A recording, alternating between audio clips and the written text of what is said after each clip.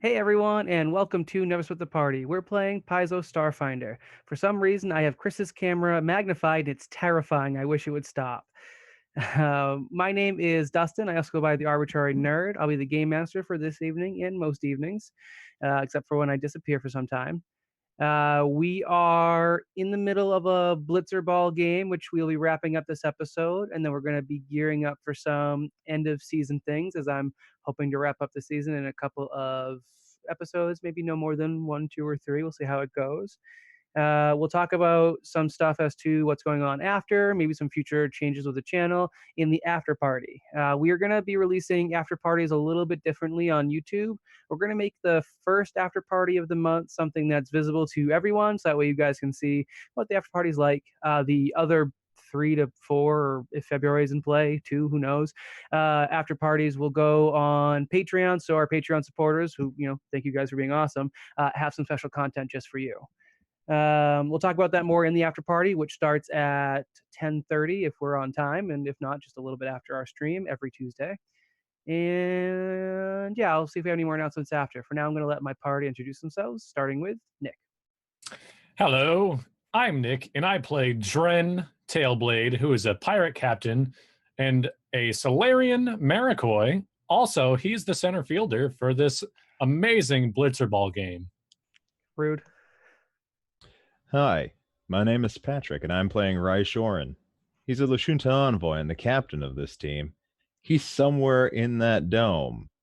He's part of the team for this. The hell's it called again? Blitzer Ball. That. I'm Patrick loves involved. to pay attention. That was mostly a joke about how Rai knows nothing about this sport. Less of a joke for how little Patrick knows about the stream. Yeah, accurate. Hey, You got me on Tuesday. We got to give Patrick a little credit. He hasn't had any major flubs like Pi Style. Who did that? Some jerk. Michael, you're up. Let people know who you are. Moving on. I'm Michael, and I'm playing Zero, the android operative, and forward for this match, and probably the ace of this team. Humble brag. Not even. Well, I mean, look who I have to compare with. I'm Chris, and I'm playing a Sheerket, a Belita Solarian, and currently is the ball. Wait, really? I would say a ball, but I'm not sure the ball is the most accurate way. Might think that she is the ball. I will allow that, yes. Probably. No one's touching me. I am Justin. I play Seeker, the android technomancer, and I also don't really know what I'm doing on the field. Is it a field? Come on, guys. It's a gravity field. I'm in the middle. Sheerket and Zero are the forwards. Rai and Seeker are the defensemen. Which and we is a got mistake. Captain Smith in the goal. True. Yes, Captain Smith. I'm trying to find where my initiative tracker was for Blitzer Ball, but it seems to not be on my notebook. Once again, Dustin loses his notes. We're just gonna sports it till we can't sports it no more. That's all. I think that's 2 years running where I haven't actually managed to maintain an accurate set of notes for any single session. That's cool. That's cool. That's cool. Well, I was under the impression Chris takes all your notes. So was I. I know Dren was up next, so I'm okay with going with that. The better question is, where's the ball? Don't worry about it. We're playing Paizo Starfinder, which is sci-fi tabletop RPG. It's like D&D in space or Pathfinder in space, but it's a little bit more than that. If you want to be cheeky, it's Pathfinder 1.5 with 2.0 coming up with some Starfinder holdovers for Pathfinder. Let's see. Paizo for loves like us when we talk about it like that. What's up?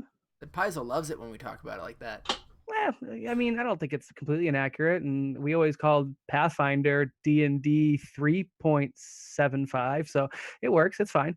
Also, I remember exactly where the ball and everything is. So I know that's why I need Nick here. I lost track of what I was saying. Right, recap. Last time, they encountered Captain Smith, who is a hero of justice of sorts, which has been a running trend for characters in the Dome. And he in particular has a bit of a bone to pick with Dren. I know if you guys watched the beginning of this Most Dangerous Game show, it was found out that Dren had been in the dome before, but gotten out by stealing Captain Smith's token out of the dome. Captain Smith didn't immediately squash Dren like a bug because he felt that that wasn't quite the just reaction. But he does have a date with Dren and his fist coming up after the match.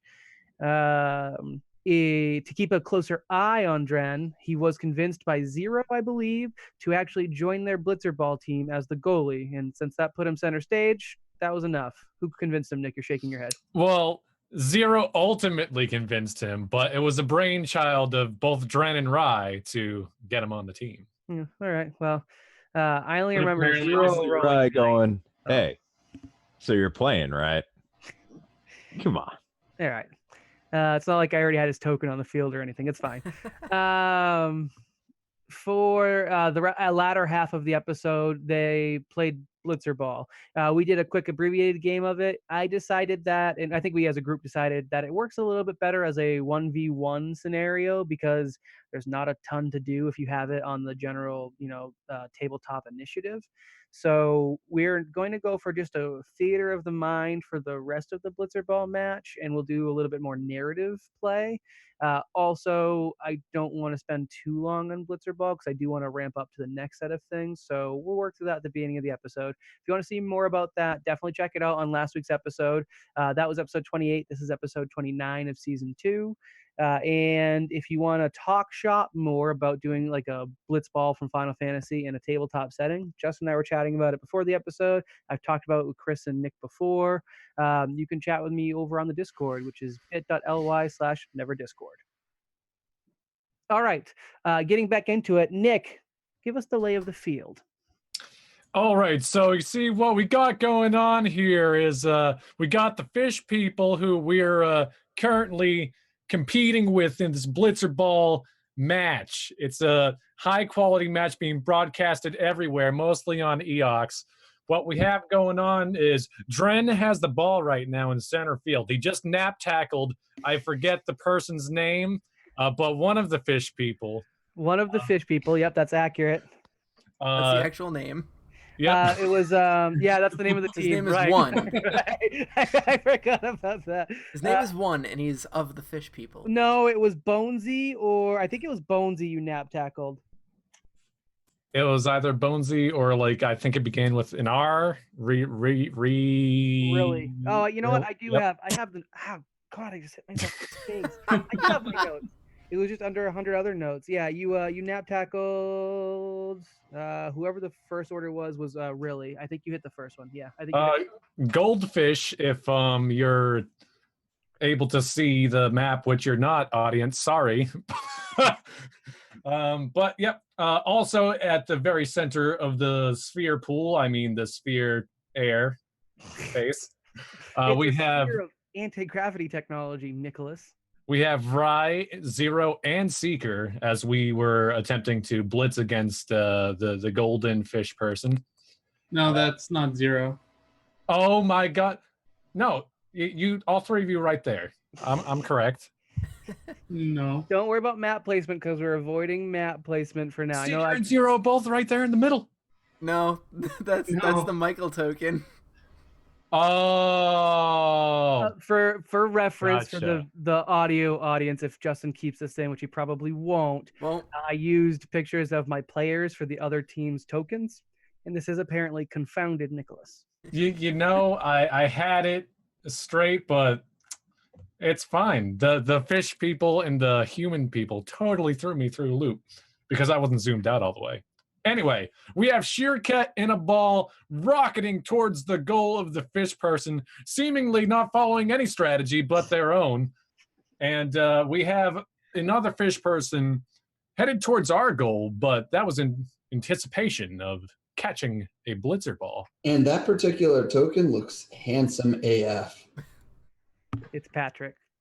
Zero, Zero, who is not in the middle of the play field, is over somewhat by Sheerkat, but more so trying to follow in line with the rules of the sport. And Dren has the ball. He's currently in possession, and he is on the enemy team's half of the field. Yes. In terms of picking it up, Nick, you can go ahead and go. Use the map only as a reference tool. Feel free to fudge it. Don't worry too much about distance. I would say at this point, if you're going to shoot or anything, you can probably get about halfway there. And I also think living on a prayer. no, you didn't break tackle. You stole that from somebody. You'll have probably one set of tackles to break. We'll figure that out how it goes. Okay, so Dren is going to swim in the air because, again, this is anti-gravity. He's going to swim in the air closer to the goal. 0 for more of a mental picture. Shirket is in the center, heading towards the goal. 0 is a little to Shirket's left. So I'm going to follow up on Shirket's right. So I'm going to swim through the air up until I catch up with 0 and Shirket. And I say to 0, go towards the goal and I'll pass you the ball. And I would like to pass the ball once that happens. We'll say that you're holding a pass. Next up after you was 0. So actually 0, it is your move.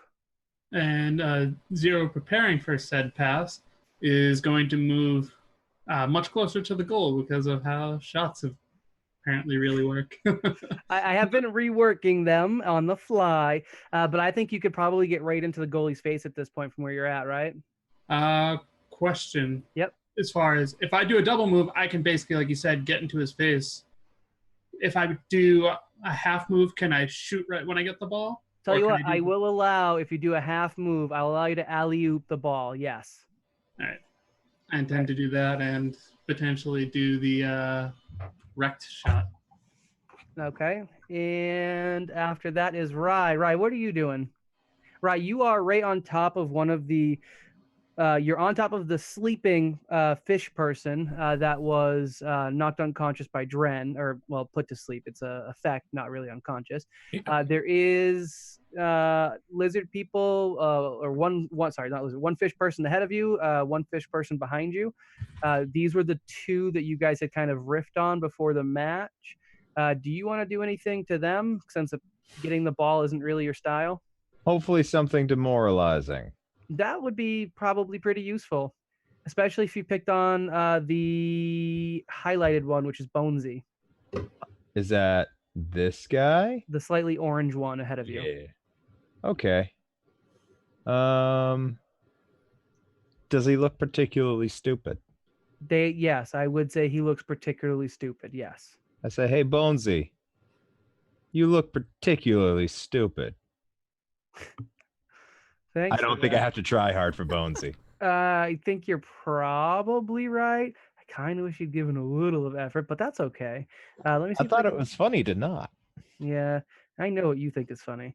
For that, go ahead and let's see. Roll intimidate, right? Or is it diplomacy? Is it all combined in Starfinder? I can't remember what they've combined. Is it intimidate? What to do what now? I'm sorry. You're trying to intimidate, right? Yep, intimidate. Yeah, I can do intimidate. If I can remember. Oh, screw this. 12. 12 total? Plus 1. No. I'm rolling my modifiers plus 12, and then I have a 1d6 plus 1 bonus to that. So 19. 19. All right, and the DC for this check is, I'm using demoralize the action in Starfinder. 10 plus your opponent's total intimidate skill bonus. I don't think he's going to have any. He does not. Or 15 plus 1 minus 1/2 the CR. Or sorry, 1 and no, 1.5. 1.5. Yeah, 1.5. For 6, it's a 16. So you actually are still. Oh no, sorry. That's actually 21, I guess. 6 plus 15. So what level is he? 4. All right, so yeah, so 6. So yeah, that's 21. It does not work. All right, you do not succeed in intimidating. Okay, well, I'm gonna set up a joke for next time. Please do. So I say, "Hey, Bonesy, if you don't throw the game, I'm gonna be your new dad." It's not so much a joke as a threat. What does that even mean?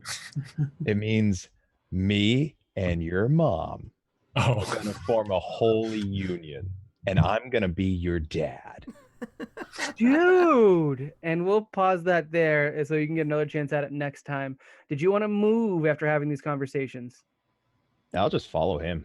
Perfect. Get in front of him a little bit. Yeah, that's fine. Okay. All right. So Bonesy has a shadow. And next up is really Bonesy's compatriot, and he is going to, as a forward, let's see, he's going to keep going. He just swims furiously for it, and he yells, "Bonesy, I'm open!" Right? Would you like to rejoin her there? Oh, well, I almost said something that was really not okay to say. Well, the setup was, "Bonesy, I'm open." Yeah, and I'm no. So instead, about to utter a retort, realizing he's on TV in very many places, Rai shoves fist in mouth, probably for the best. any publicity's good publicity, Pat. Well, you say that this is a family-friendly stream, although I'm starting to think that's just a thing for chuckles. Yeah, that's pretty much a joke at this point. We're family-friendly. Murder time. It's the 2-point font that says disclaimer, not a family-friendly show. If you're from a really messed up Hold. family. We have, it's not quite PG, but I think we're still in PG-13. Come Yeah, we're on. definitely PG-13. We only We say get fuck the one once. per episode. Stop. God, Justin. It is. I used it. Oh man. Use the whole one. Damn. Now I gotta use heckin'. Moving on. I hate You're a all of heckin' you. bad Seeker, boy. it's your turn. Dying Okay. of fire. So wait, why was he open? Wait, who has the ball? Who has the ball? It's Doesn't uh, Dren have the Dren. ball? Ooh, I do. Yes. So why does the other one care that he's open? Again, positioning in this game is generally done ahead of time because of the way turns Oh, work okay. out. So if at any point a teammate gets the ball, you want options in the end zone because you can basically chuck the ball across the map at this point. Okay. Well, I'm gonna get closer. I'm gonna get back onto defense a bit more. Head back towards where was that? Really? That's Bonesy. That's Bonesy. Okay, yeah. So I'll head back. Nope, towards sorry, him. you were right. That's really. You're right. That's Yep. really. Mm-hmm. Thought so. And would I be able to use what kind of uniforms are these? So the uniforms are probably just kind of pared down like gym clothes, like Okay. athletic gear, and then you've got like large mechanical elbows, which are electronic apparatuses, and on your knees and the heels of your feet. And this is kind of how you control your movement in the field. Okay, that's what I was wondering. So, like, no actual armor? No actual armor, no. So could I you know what I'm gonna do is I'm going to use mage hand or whatever it is. What's it called? I always Is it forget what it's unseen called. servant or No, I'm using psychokinetic hand. And I want to pull down his pants. Just pull him down. Ooh. Dead Aussie gamer. Okay. Maybe it will, like all the way down around his knees where he can't actually maneuver correctly. So All it pulls right, him back sure. up. Yeah. I don't know what kind of check I would do. Roll me, like, try to get like a physical touch attack with this. All right. Oh, okay. Touch Well, I your just don't attack. know how else to have this do it because usually to touch someone with magic, you need to have some sort of interaction roll. Yeah. But physical touch attack, I think, will be fine, or range touch attack. Sorry, but Touch attack. Okay. So where is my? I haven't had to do a melee attack in forever. So there it is. 5. All right. So, 5. 20. Wow. Nat 20. all right. Not down and only tie it Pants are like totally off.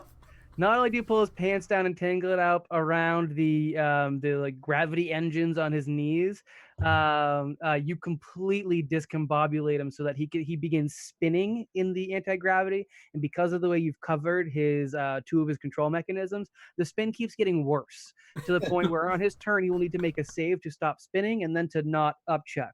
The downside is fish bits, which you are now privy to, are horrifying. I will say, in a different kind of setting, you might be demoralized now. How do they compare to Vesk? There's not two of them, but they are quite awkward looking. Feel free to Okay. Google. Never mind. Family Go friendly on. show. Moving on. Moving on. I've got the Pat token, the fish token that is closest to Dren. This is the fish person player that was basically going to swoop in and attempt to tackle Dren. They attempt to get in the way of the pass. I Let's wish see. I did that to the catcher now. Michael Oh, well. Token is sleeping for one of his 8 rounds. Cool.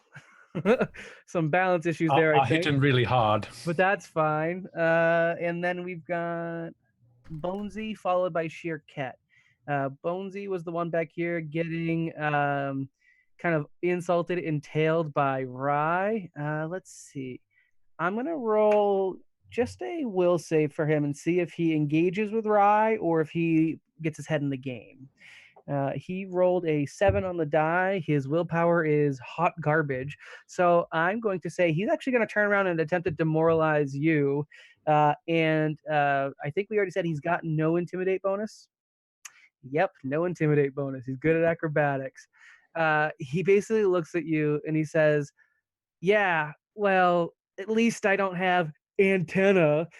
I'm going to see if that offends you. He rolled a 19, has literally... Sheer Ket is slightly offended. What's the stat that it pulls from? What are you Probably charisma What are you doing? for intimidate. Is it charisma? I think isn't it a will save for PCs? No, I more mean, where does your stat come from? Like you guys, when you roll, there's usually a base stat it pulls from. What? Intimidate is charisma. Okay, yeah, he's got +0. So a 19, which for you, Rye, let's see, DC 10 plus your total intimidate skill bonus. What's 10 plus your total intimidate skill bonus? 22 minimum. I'm pretty sure I heard him say 12. Intimidate. Yeah, 22 minimum. Does not intimidate you at all. You are not in any way self-conscious about your antenna.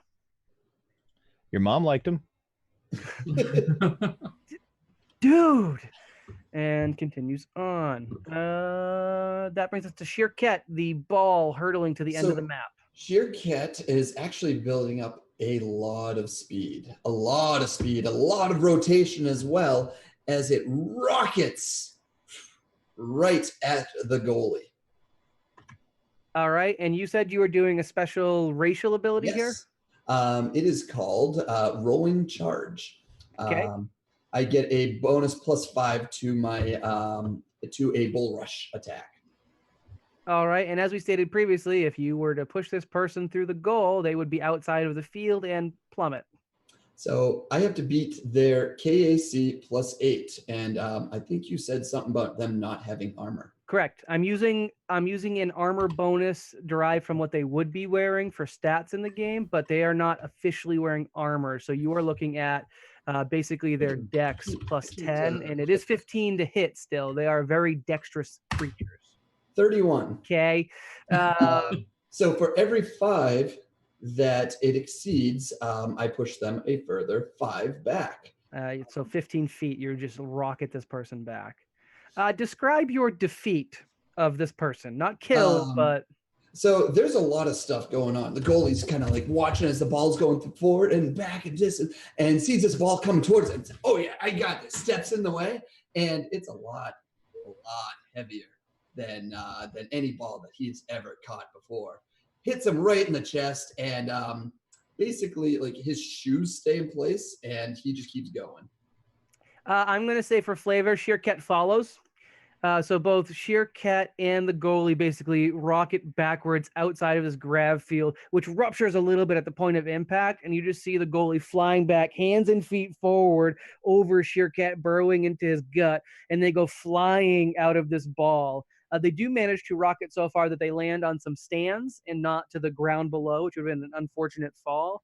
And you guys make impact with the stands. They weren't particularly packed because the people of Water's Edge aren't that populous. This is mostly a televised game, so you don't cause any damage to people, but you sprawl this person out, and due to the nature of the fall, the surprise, and just your massive blow to him, he is now laying unconscious, real unconscious, not nap tackled on the stands. All right, so Sheerkat just kind of uncurls, walks up, takes out the Solarian weapon, just holds it as it puts her foot on the chest of the fallen. We're the best at sports. Waits for the applause. There is a smattering of applause throughout the field and standing ovations. They do love it. It's not a ton of people, and you're not sure what the response is at home, but the residents of Water's Edge think that was the best thing they've ever seen. I'm trying to see if I should mute myself for a sneeze or just roll with it. Guess we're gonna keep going. Don't mind my face. Let's see. We're used to it by now. Yeah, shut up. That's gone. That's gone. All right. The goal is now completely open. We are up to the Chris token, who is, again, not really paying attention to what's going on, gets right up in Captain Smith's face. Captain Smith literally just flexes on them, like preps the arms, does a different kind of heroic pose, and is just looking good for the camera, which does periodically pan back to him looking quite fabulous. Coiffed hair and all. Brings us back to the top. Oh no, we're gonna do the pass attempt here. So if you just straight pass on this person, or you can try and break tackle, I'll give you that option. Let's do that. The break tackle. Yep. Now, do you remember the rules we were using? Because I put them away because I told Yes. everyone. So It's a essentially, automatically succeeds against one person. Is that what we decided? Oh, because it's D10 rolls, right? Well, no, it's based on what you can roll against probably what their max thing is. It's not going to beat his armor class plus all those other things. It would Okay. definitely take a second person. Okay, that's fair. That's almost definitely accurate. We kept this a little probably too close to Blitzball. Justin and I were talking off screen about how we can more tabletop a game like this. So definitely discussions to come. Probably not going to be a part of Mostly Harmful going forward, but I talked about maybe doing some, again, league stuff later if we ever need some in-between shows. Then, Dren, you are able to kind of deflect the blow from the fishman who comes rushing in. Again, they're not any better at swimming in the anti-gravity. They've been practicing in a similar field literally under the water because that's what their home field was. So they are unprepared entirely for the actual gravity change. So they're not any more nimble than you are. So you get to spin, you use your tail to kind of, shame them as you bop them out of the way, and you can pass the ball to 0. Yep. So you said it like I did a little spin there. I'm going to follow up with that spin. I kind of transfer the ball from my hand to my tail, and I use my tail to pass the ball over to 0. And 0, still using the basic rules for the game we were using, you literally can't miss this pass because it's based on distance. So you grab the ball just fine, and I'm giving you that chance to alley-oop. There is literally no way you can fail because even with the plus only. Yep. Please describe how you sink this ball. So seeing the pass coming in and having previously just watched Sheerkat, obliterate the goalie, doesn't even bother to catch it, just literally using one of his feet, just kicks it straight into the goal. Alley-oop style. It sinks right into this weird 4-cornered goal, not a square or a rectangle. That's fine. Rhombus shaped goal, a diamond. Yeah, let's go diamond. And it goes through immediately. The anti-gravity takes a shade of like light blue, and there's a blaring horn for goal scored. And for a second, kind of everything slows down and pauses as the players stop, and the ball is no longer in the field. It has to be reset. It gets stuck in the goal itself. It kind of like has its own gravity placement. On the there's a screen kind of set on outside of this dome itself, like a bigger screen, like a scoreboard for most gaming stadiums. And on its digital display, the trainer comes in for Blitzer Ball. This is the character that got you guys into it. This is the character that gets you a token if you win. And the camera just kind of opens up, looking at him, and his face is he looks dead inside. He kind of looks from one end of the field to the other end of the field, to the ball, to the score, which is currently reading 2 goals for some reason. Thanks, Sheerkat. And he says, "This is spooping embarrassing. The fish people forfeit. This isn't a contest. This is a mockery of a great sport. And I can't believe what all of you have done to it. You've got that hero in the back who has just been posing the entire time. I don't even think he knows he's in goal. That one literally traded insults with one of my best players. Suck it, Bonesy. Your mother loves me so much that she wore my jersey to the game today. She was wearing it until she visited our locker room. She's got a lovely lower back tattoo. Dude. Bonesy's in tears. This just it's just spooping embarrassing, and he slaps the camera down so it pans out. The scoreboard replaces his image, and it goes up to 3-0 in favor of the Pact Breakers. You got 3 goals for effectively 1, but they really weren't going to hold a candle to you. These guys weren't prepared for this kind of field. The Blitzer Ball game has officially ended. The gravity field. Goalie's shoes. Sorry, what was that? Does anybody collect the goalie's shoes? I imagine Sheerkat can. Woo! Yeah, Sheerkat definitely does. Okay. And as that happens, the gravity field lowers down back into the stadium, and you guys are able to land gracefully onto the ground and walk off the field. Your heads held triumphant. Captain Bonesy. especially. Bonesy. Really speaks up for his friend and says, Bonesy is really emotionally sensitive right now, so if you could direct all of your comments to me, please. Yeah, I was just going to tell him I was just busting his balls about the whole mom thing.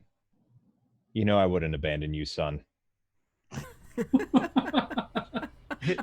Really, for his friend Bones, he says, dude, and they walk off stage. Are his pants still down? Yes. Completely unashamed that his fish bits are hanging around. Yes, his fish chum. Stick. His fish stick. Gotta get some Kanye. All right. Yeah, you guys have broken Blitzer Ball. And as you guys exit the field, 2 things happen simultaneously. The trainer is like walking down a set of stairs that kind of enters into the you guys are walking off field and going into the stadium itself. He's coming down a set of stairs. He looks at the group and he simply throws another golden token at the group, not particularly aiming at anyone. So if someone wants to try and make a dex save, or not dex save, Zero will grab it. Okay, fine. I don't think anyone can Yes, please. Zero's dex anyways. Zero plucks it quickly from the air. It's too nothing can go over his head. He's too fast. He'd catch it. And the Who am I, trainer Trax? says, "Spooping embarrassing," and walks off back into the stairwell. The other thing that happens at the same time is Captain Smith is seen detaching his equipment on his elbows and knees. He brushes off both of his shoulders, and he puts a hand firmly on Dren's shoulder. I don't know how you want to respond, Dren. I can't. You're not super in camera, so I don't know what you're doing here. But I'm like, you know, like you how pooping? people. No, well, kind of. You know how people do like a little squat thing and put like the hands on their like thighs or like their hips and like, okay, come on, just do it. Oh, you're waiting for the beating? Yep. Okay. So that's I that's show how up you, with popcorn in hand. all right. Okay. So this was they were told that Captain Smith was promised his own token if he waited until after the match to deliver justice to Dren by pummeling him, more or less. I am gonna have you roll. I'm gonna say let's call it a perception check, Dren. Roll Okay. me perception, please. You got it, dude. This is probably better as a history check, but I'm going to say these are things you picked up from your time previously in the dome. Percepturino. That's a 17. All right. So as you're there girding yourself for a blow, a couple of images flash back from before when you were stealing the token from Captain Smith. These are things that you might not have encountered directly, but because of your role, you've kind of remembered coming as stories. Captain Smith, the reason why he wears no armor and carries no weapons is because apparently he doesn't need it. Apparently, he's some sort of freak. His skin is almost impenetrable. His strength is beyond scale on a standard metric.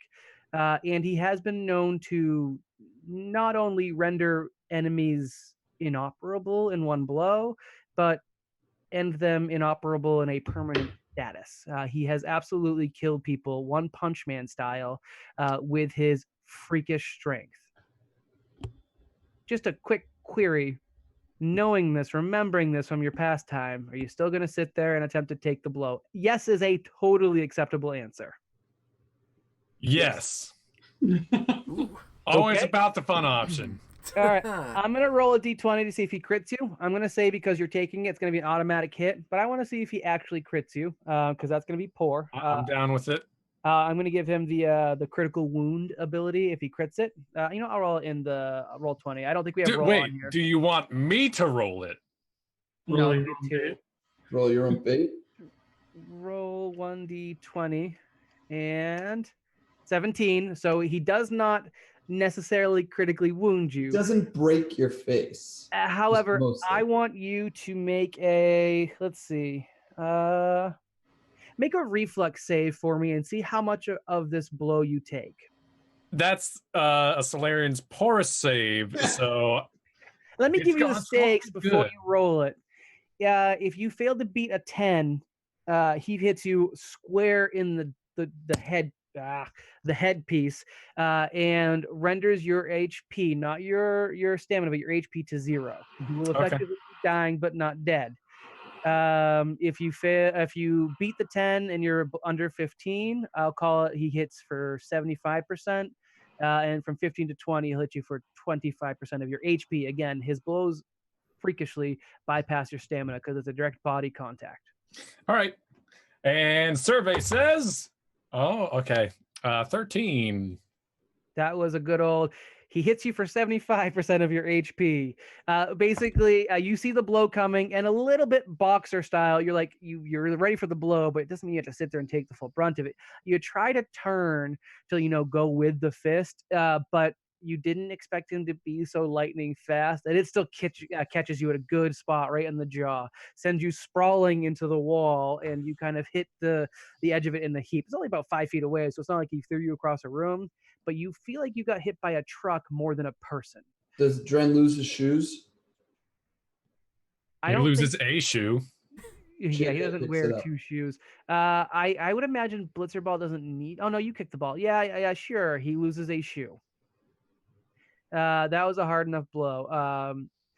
Just a quick aside, we've talked about in Starfinder how I'm going to adjust how damage works a little bit. I think things hitting stamina first and HP second makes sense for most styles of combat, but when something is a clear debilitating blow or a clear body connect, I am going to be affecting HP directly. Only because it doesn't make sense that I think it was Zero got hit by something. It was a critical wounding weapon. He got the critical effect. It literally did internal damage to him because of the way the weapon effect is. But the way Starfinder damage rolls, it only affected his stamina and not his HP, which doesn't make a ton of sense for me. So we're slightly adjusting things that are kind of given hits, like him sitting there and taking the blow to his face. Also, Captain Smith is not an NPC you guys are meant to fight except for as a party. He is a boss encounter unto himself. Just for the record, I have that ready to go if you guys needed it. But we're fluffing this one a bit. So you are still conscious, Dren, as you pick yourself off the ground. And Captain Smith's kind of dusts off his fists. And he says, you know what? I feel like justice has been served today. I'm going to go collect my token and You all stop being terrorists.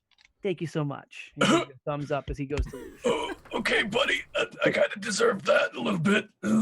Never were But we're terrorists, not but okay. terrorists. I love you both sheepishly, but wait.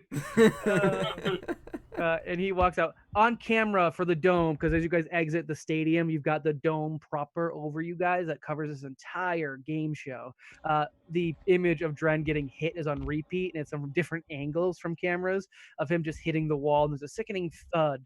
I don't know if you want to do anything about your HP right now, because you are significantly hurt, and you're not going to have time to rest at this second. Do you do anything immediately, or do you expect a rest to come? Zero finds a recording of this and takes a copy. Can you please share that with me? Done. Yes. Wait, where is he getting his token from though? Are you following Captain Smith? Saltazar, I'm just wondering because like allegedly. Sheer Hello Cat there. he would just follow gets a him. token. Yep. Sheer Is it Cat would 'cause- be following him. He did mention the reason why he was earning a token was because he wasn't going to pummel you before the Blitzer Ball event, because the Blitzer Ball event was seen as a spectacle, and that sells more, TV airtime, I guess. I don't really know how that works, but that's why Saltazar was trying to bargain with a character that would generally not bargain with the likes of Saltazar. Oh, so he's getting it from. Okay, I get it. He's getting it because he punched Ren from Saltazar. But also he punched him after the Blitzer Yeah. Ball game. Saltazar was worried he'd kill a player early. Doesn't Dren want to kill him though? Dren kill Captain Smith? Yeah, because what happened to that whole contract with the Goblin dude? You just needed to get him out of Water's Edge. Right. Permanently. Hmm. Mm-hmm. Do you know how you get him out of there permanently? You got him out of the dome. Give him a Yeah. token. Okay. All right. That's why I wasn't. I thought it was concerned about all. it. I thought it was all like actual. You gotta kill him, but Well, if we were trapped in the dome for like another 15 episodes or so, then I'd be a bit more concerned. But if Hey, that's metagaming. For the record, I'm saying you guys are getting out of the dome potentially. You might die. Oh, for don't the worry. record, but I'm not saying the dome is going away. I've got a plan. Okay, perfect. Maybe. Just making sure. But yes, we are following Captain Smith. Thank you. Okay. I'm assuming you're not doing it, obviously. No, actually, Sheer Cat would have burrowed to kind of follow him around. Okay. I'm not going to require you to make a stealth check because that's not something Captain Smith would notice or worry about. He doesn't have any sort of vibration sense, and that's fine. For anyone else who wants to be on the following Captain Smith party, please make stealth rolls. What is it? I think I auto 27. You what? I automatically get 27 if I don't want to roll. What is 37 said- if I want to use Invis. Dren, Nick, did you level up Brawl? Yeah. What was his perception status now? Do you know what it was? About what his perception bonus was? No. That's fine, I I'll use- can pull it up in like 2 seconds if you want me. No, I'll just use zero. Zero, what's your perception bonus? It was a 7. 7? Oh, I'll do +7. That's fine. How many tokens do we have now? Zeros is plus 2. 13. 2. Yeah, zeros doesn't make sense. +7 only is have probably 2? about right. What was that, We Patrick? only have 2. You only have 2. You earned 1 from the tournament fight, and you earned 1 from Blitzer Ball. You were trying to negotiate 1 from Captain Smith, but that does kind of work against not having Dren die, but that's neither here nor there, depending on who you are. And for your setup right now, I would say following for now is fine. You guys have I have a DC for you guys to beat. It's his perception check, which was what it was. And could I have you guys all roll me stealth if you are planning on following Captain Smith? I know Dren is, and I think that's the right call, but I don't know if anyone else is. Sheercat is burrowing. I I see people start to look a little shifty and stealthy, and I just telepathically to everyone, 0, you got this, right? Yeah. 0. Yes. Just 0. yeah, I don't think I'm doing it because I'm not stealthy at all unless I make myself invisible, which is probably not going to last long enough. I I'll am, ask, and I'm not doing it. How far can you keep a connection? Me? Telepathic connection, yeah. Do you have to remain in eyesight, or is it an actual distance thing? You're asking Pat a I think mechanic. it's eyesight. Why don't you just keep open comms? I'm pretty Open sure mic. it's eyesight. I won't be able to get it if you're. So the reason why you guys can't use open comms is because communication's jammed in the dome. Oh, okay. Yep. Telepathy, I think there is a range, but the idea is eyesight is kind of important there. Feet. I will say, you guys in your experience realize that Captain Smith wasn't that observant. Just for the absolute record, if you guys wanted to give it a shot. Or they just follow behind me from safe distance. Or Yeah, we I'll give just you guys a send bonus. Zero out to do it, I so will he give can you a accomplish this by static himself. bonus for following behind Zero and using him as your point person. I still want rolls for anyone following. Sure. I got a 14. Okay. That's what I got. Okay. I'm not rolling. Okay. I'm not following. Okay. And Sheerkat, I told didn't have to roll. Yeah. All right. Everyone but Rye succeeds, and Rye stays behind. Split the party. For this, Captain Smith walks nonchalantly out of Water's Edge, and he walks about a half day's journey through town, and he appears at what appears, or he arrives, I should say, at what appears to be a scorched circle in the earth. These were rolling hills, so it's a little out of sight. It's not something very obvious, and it's just where there was like short crabgrass kind of everywhere, bright, ugly green grass. There's this like scorched brown circle where nothing grows. He steps inside the circle. He traces a sigil with the tip of his boot, and he puts his hands on his hips and puts a big goofy smile on his face and disappears from view. Can we see what sigil he put on the ground? Not from where you're at, but if you guys rush up and I'll say roll me a perception check, you might see it before it fades. Okay. Yeah. Could I do a mysticism check as well? Nope. Mysticism won't help you with what you're trying to do. It might help you with what comes next. Okay. 25. 25? Yep. All right, I set the DC at 18 for this. It is a defense mechanism where it is supposed to disappear almost immediately. You do catch it. It appears to be a very rough outline of Saltazar's face. Like really crudely done, but you can see kind of the resemblance a little bit. You need like a 65% accuracy to pass. Maybe. Good thing we have an artist. No, Oh, that's me. it is quite basic. That is what the sigil was drawn, and for mysticism, if you would like to roll that, go for it. Sure. Love to roll me some mysticism. 16. Not the 16. best. You no, that's enough. I'd say with a 15, you might not know the full mechanism behind it, but you are very well aware there isn't any magic that you know of that has a long distance teleport ability without needing some sort of more advanced gate. There are gates in the universes that will allow you to travel planets. There are gates that allow you to travel great distances. There are spells that allow you to travel decent distances, but something this simple and something in a permanent structure would need a little bit more to it. And if you were to say cast me a detect magic, which I think is your usual, Yep.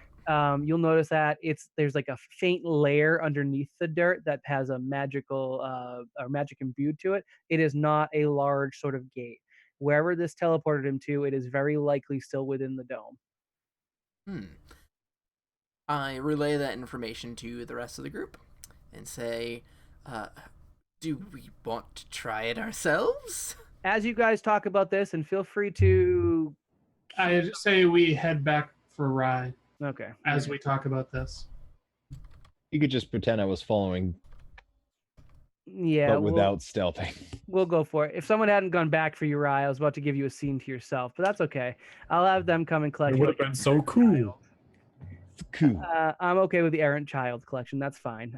You are picked up by the group. You are frog marched out to this burned hole in the ground, and you're given the instructions. What do you guys do? What about Terry and Forenses? Are you grabbing them with you guys? Maybe Weren't they not, watching the game? but- They definitely were watching the game. I wasn't sure if you definitely didn't collect them on your following of the Captain Smith, but if you wanted to collect them when you collect Rye, that's fine. As not knowing if we were going back to Water's Edge again, I don't think we would have left them there. Okay. Actually, would we have left Terry? Because isn't that where he wanted to go? That is. Well, if you guys are gonna have a conversation with Terry, we can do that before you guys depart with Rye. I think we should do that. Okay, so we'll round a bit. You guys are rounding up Rye, who has collected his errant children, being the young Not my adult, children. the young adult dwarf named Terry, and the even younger, like I think 8-year-old Forenses, which you guys picked up in the collective, the tournament. He was your last target.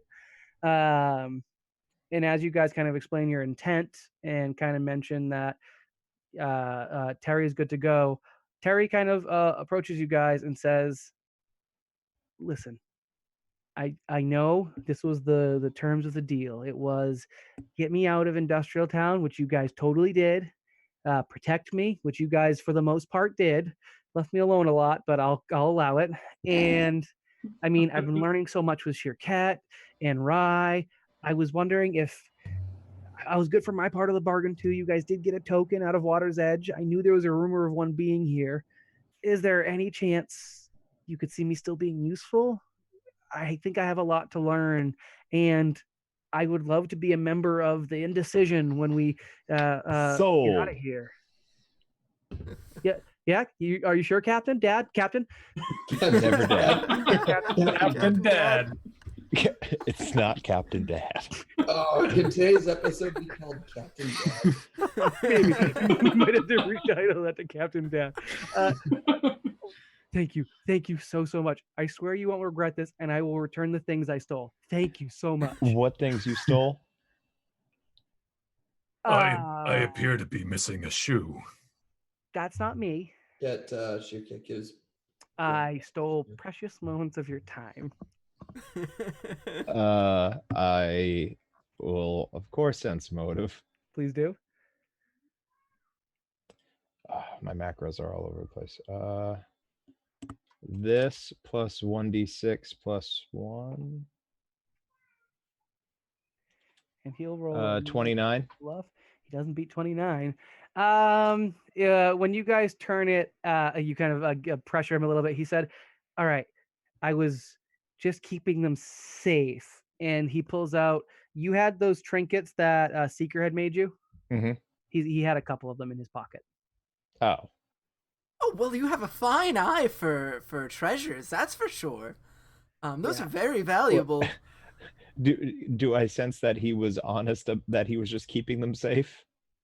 Or was he lying about that? Keeping them safe, but he was definitely keeping them. I think it's a little column A, little column B. You had kept trying to use them for currency, so he has applied some inherent value to them. I think given the opportunity, he might have used them for funding.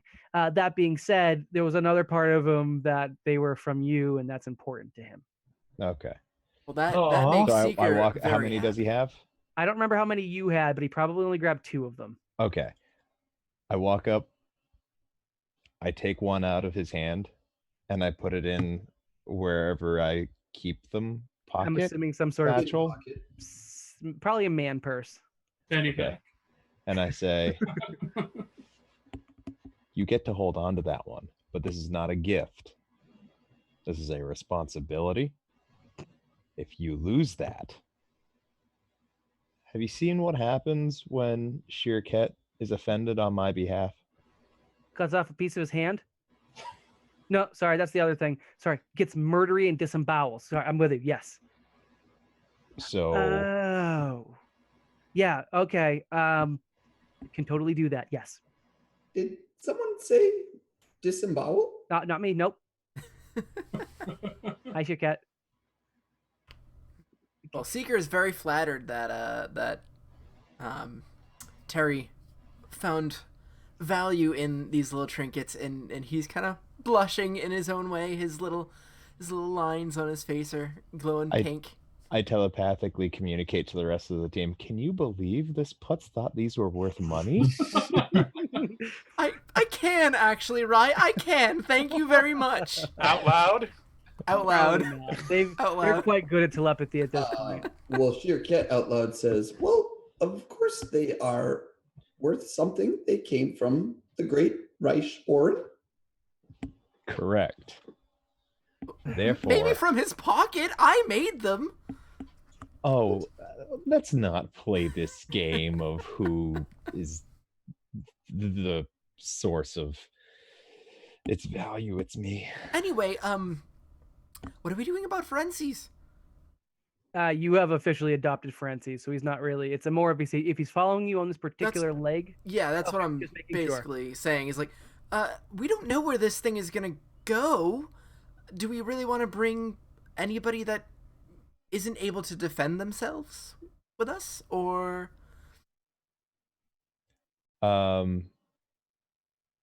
Maybe we should leave it up to Dustin. them. The captain of the power force? He is. Do I have a way in which to communicate with him? Definitely not. They are back in the collective, and you have no means of communication. Okay. Perhaps we'll leave it up to the little kid, even if he is a little spooky. He's clearly not capable of making decisions. If you wanted He to make a stood bit there of a and wanted to die. scene, the What was that? cameras might pick it up. If you wanted to make a bit of a scene, you do have a cadre of cameras following you at all times, so you might be able to make a scene and get his attention. Well, the idea would be, since we don't know where this is going and we don't want the kids to die, it would be safer if they were with, say, the captain of the power force while we determine what I'd these say are, but that's really far away. So I it's don't probably not necessary for what you're doing, and that might require you to double back unnecessarily, and Yeah. you don't know where this thing's taking you. I would say it's going to be in either tuck him away in Water's Edge with Terry or take them both with you. know. Okay.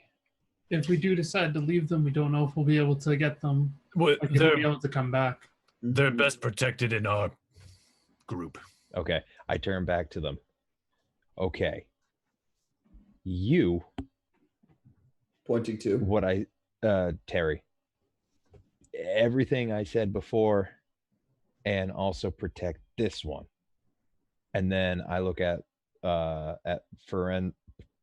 Parentheses. thank you. And I go, and you don't die. If you do, I'm supposed to do Sure, it back Cat in will- the temple. I remember. Yeah. Remember my let's grandmama yeah, said, yeah. I yeah. die, I We have to really, do it back in the crawling chaos. Yeah, we really got to find you some counseling. Jeez Christ. Okay, so into the magic abyss. Alrighty, I'm gonna pop you guys in roll 20 over to the most dangerous game show map, which is that map of the dome that you guys are in. I'm gonna zoom in because that's crazy far away. And this takes you. Your bearing is a little off at first, but it takes you to the outskirts between the mountains and Industrial Town. You appear in another field, again, with nothing visible around you other than grass. And again, you have the mountains off to the north or the northwest. You've got the Industrial Town to the southeast. There's this burned circle you guys have arrived in, and there is a second burned circle about 10 feet away from you. How close are we to the mountains? We'll call it a day's travel just for ease of use. You're not at the mountains, so this doesn't look like that's the destination. Would I be able to do a sort of detect magic to see if there's like any lingering magic in there, as if it were, had just You guys been took used a recently or day to anything? go pick Oh, up rye, so no. Okay, never mind then. That's not Your gonna only happen. alternative, I'll tell you straight up what it is. It's to either explore here and possibly waste more time, or it's to trace the same sigil you have in the second circle. You don't have another option. That's what I was planning on doing. So Yeah, let's do it. Yep. All right. And you guys arrive. again, you haven't been here, so the bearing is a little hard to get, but you are at the beginning of a small, modestly large forest of trees that are all barren and dead, and the ground approaching, there's a clear line where grass gives way to cracked, broken, and semi-frozen earth. And in the, again, maybe a half, no, I'll say it's a little bit shorter, and maybe a mile or two off is kind of at the edge of where you can see it's flat ground, so you can see a decent amount. But there appears to be a garrison structure, a small fort. Uh, Again, looking around, you can maybe see some hints of the collective to your south, which is several days away travel. Industrial Town is big and rises on the horizon, so you guys can see it behind you, further west and further south. So just knowing the rough structure, you guys are aware that you're in the, and looking at the dome itself as well, because it does begin to curve and loom over you as you get to the edge of the dome. You're at the northeastern edge of the dome, which you were told is a garrison of Eoxians that have been known to harass those in Industrial Town. As you arrive, there are these burn circles. There's the one you arrive in, and there's one that is more to the west of you by 10 feet, and one that's more to the south of you by 10 feet. But it has arrived at this particular structure. There is no visible guards, and the door to the structure, I'll say you guys are a little bit closer than a mile, just to make it easier. The door of the structure itself is ajar. How are we going to Can, fit through a jar? can we attempt to see any tracks potentially left by Smith? I'm assuming there's not a survival in Starfinder, so it's more There perception. is. There's Survival. Oh, survival. cool. Roll survival then. I don't have a character sheet open like I usually do because I'm down to one monitor still. 13. That one. That one, 0 at rolls for survival and 11. dies. Weird. I'd Still say a 13 though. with a 13, it's not quite enough because these tracks would be over a day old. Yeah, collecting rye did lose you guys some benefit to following Captain Smith. You're no longer able to accurately follow him. Dren, I'll let you roll survival if you want, if that's a skill you think I you rolled have. an 11. Oh, you rolled an 11 total? Oh, okay. All right. I will say you guys have no way to know if he used one of these other burned holes or if he went into the fort itself.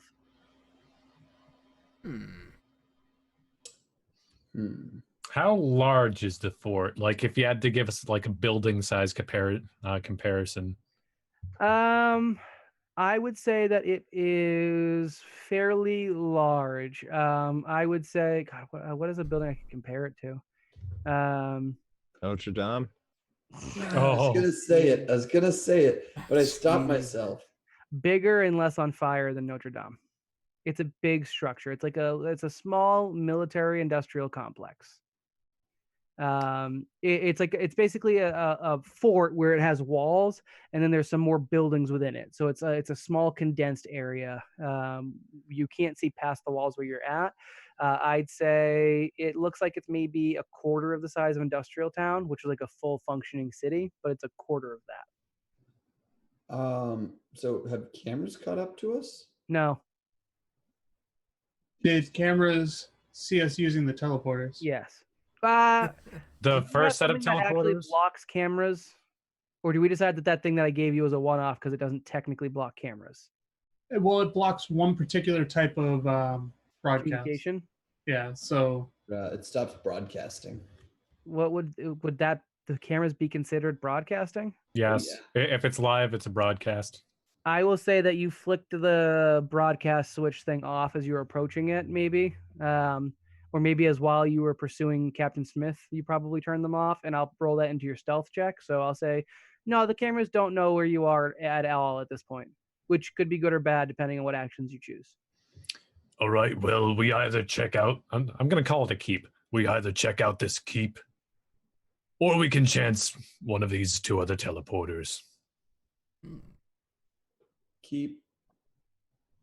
Well, if he was going to see Saltazar, I would imagine maybe going to the keep with a bunch of Eoxians might be where he went.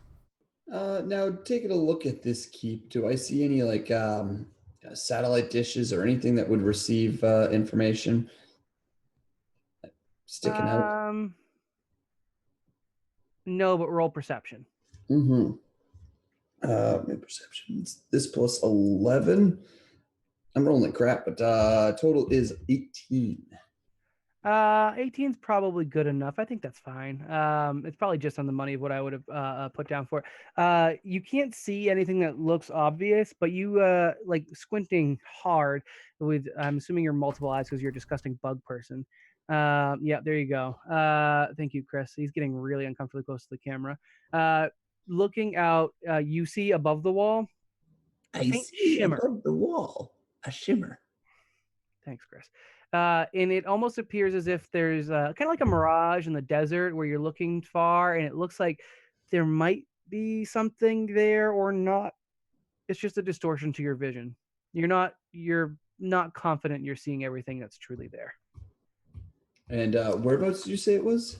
Literally over the wall of the keep. The entire wall of the keep extends with this slight shimmer that does require you to focus on to even notice. Do I see cameras at all lining like on the keep at all? Decidedly not. All right. I think that we can scale the wall. The Door's open. Why use the front door? It's easy. Do you guys want to approach the building a little bit more? I still have you a distance Sure. off. Yeah. Yeah, sounds like a good idea.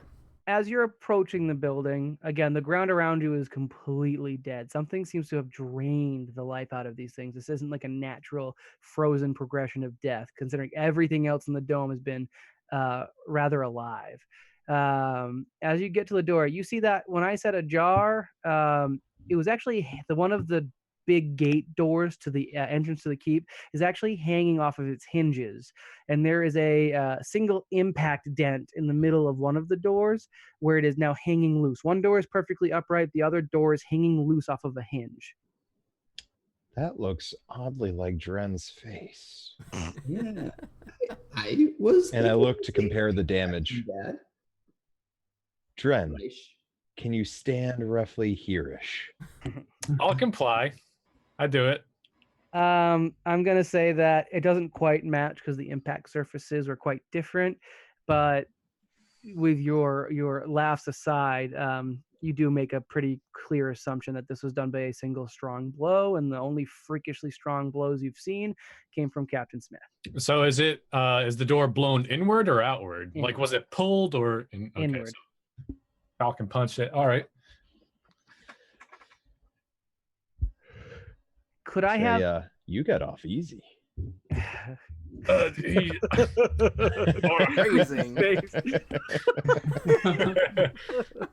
No, what I meant. Gross. For as strong as Smith is, he's not the brightest. I'm surprised I was able to get it the first time and get away so easily. As are the rest of us. Could I have everyone make me a quick perception check? Yeah. 31. I got a Rye's just really 23. inspecting Dren's face. 25. All right, so I had 25. Really, that should be an 11, but that's not much better. Yeah, 25, 31. Was anyone else in the 25 range? I got a 23. I'm going to say not quite enough. Okay. My 25 and 31, my androids, you both notice that the dome appears to be very slightly shaking. The ground isn't feeling any effect, or Sheercat would be on that. But if you happen to like glancing past the keep as you guys are kind of looking around, and Zero just normally keeps his head on a swivel, and Seeker is looking at the pretty dead trees. You kind of get glimpses of the dome, and it's almost as if like the T-Rex in Jurassic Park stepping on the ground, the water shakes just a little bit. The glass on the dome seems to be every now and then reverberating a little bit, and this is a visual effect you think you would have noticed over time, and this is new to you. The dome itself serves as like a perpetual screen, and it shows different times of day, different weather, and the weather does match what happens in the dome because there's some magic afoot. But right now it's like a clear sunny day, except like twice now you've caught the dome shake just a little. That image loses a little bit of clarity and then snaps right back as if nothing happened. Would it at all be familiar to Really when the hard dome was punch. under the attack? The last time you guys saw the dome under the attack, they all had their damage shutters drawn. So I'm going to say no. But that is one It possible interpretation. had the damage shutters when the ship crashed into it? Oh, you weren't in the same dome that it crashed into, so I'd say it's still slightly different, and that impact was like clearly more almost earthquake status.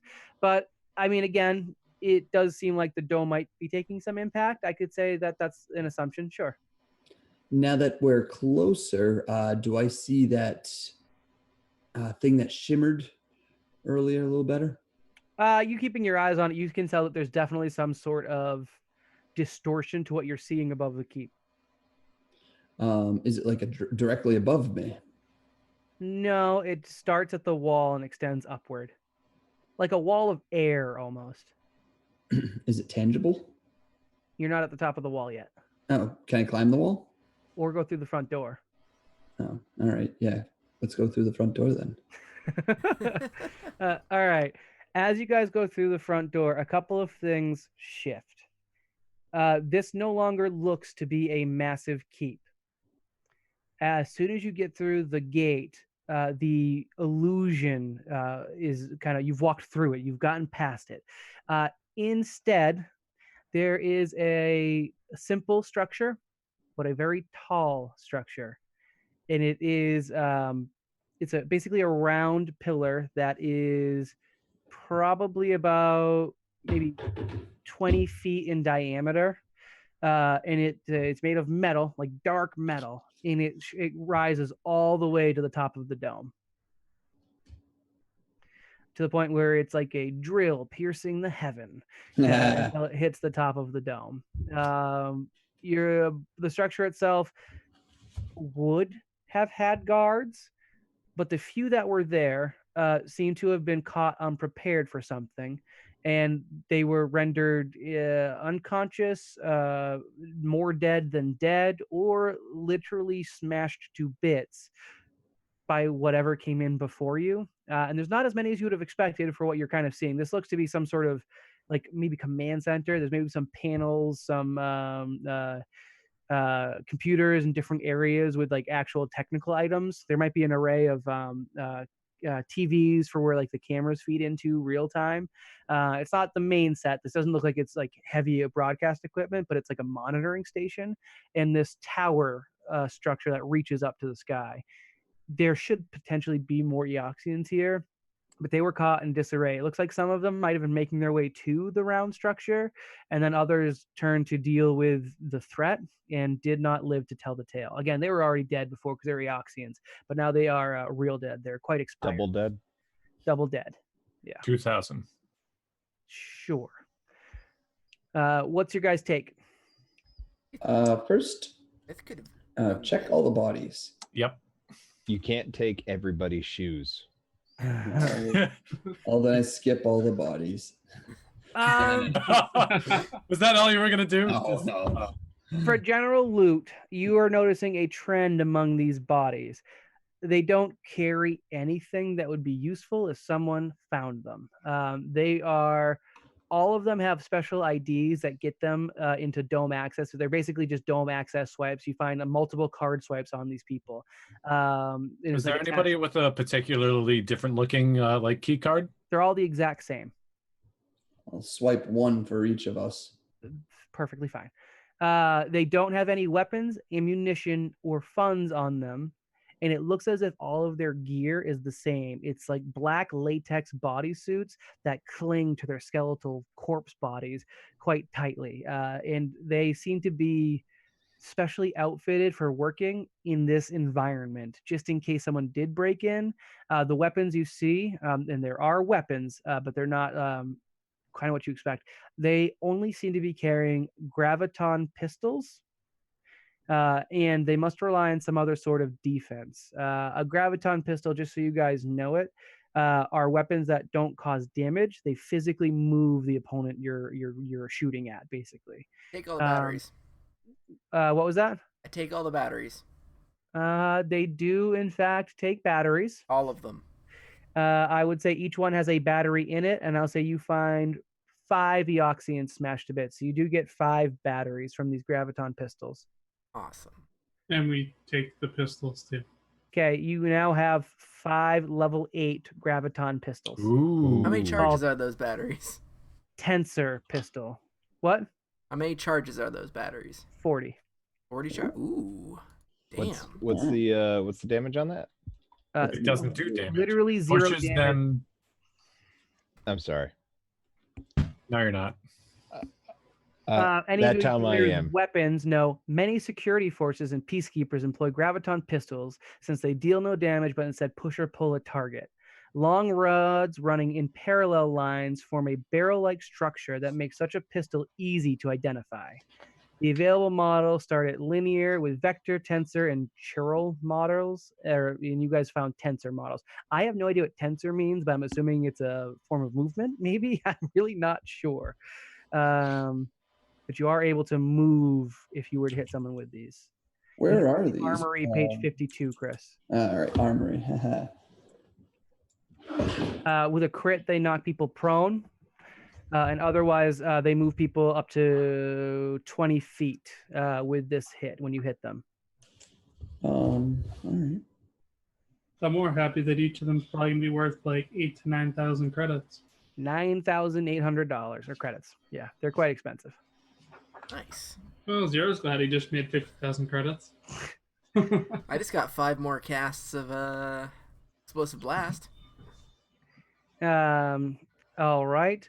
So now you have.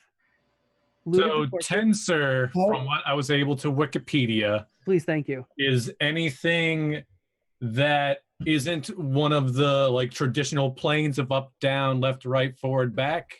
Like it's just like a combination shootout in like a direction, as opposed to like up, down, or like straight line. Okay. It's essentially just being like blasted. I assume that means that's how you can move them. I guess. Yeah, I don't know exactly what that means. We'll look up into that more. I don't expect you guys to use these on the regs. I tried to look for it too long, didn't read. It didn't help. Because chiral is another version of that, and it's a geometric property, yada yada. I'm not going to get into it, but basically, you are able to push pull things with these. So if you guys ever need to shove somebody off a cliff, you now have a gun that can do it. Now, how tall is this pillar? I don't remember how tall I said the dome was, but it, like I said, goes right to the top. Admittedly, this is towards the end, so it's not maybe as tall as it would be if it was in the center, but it is significantly tall. What is the question? No, Sheercat just starts to climb it.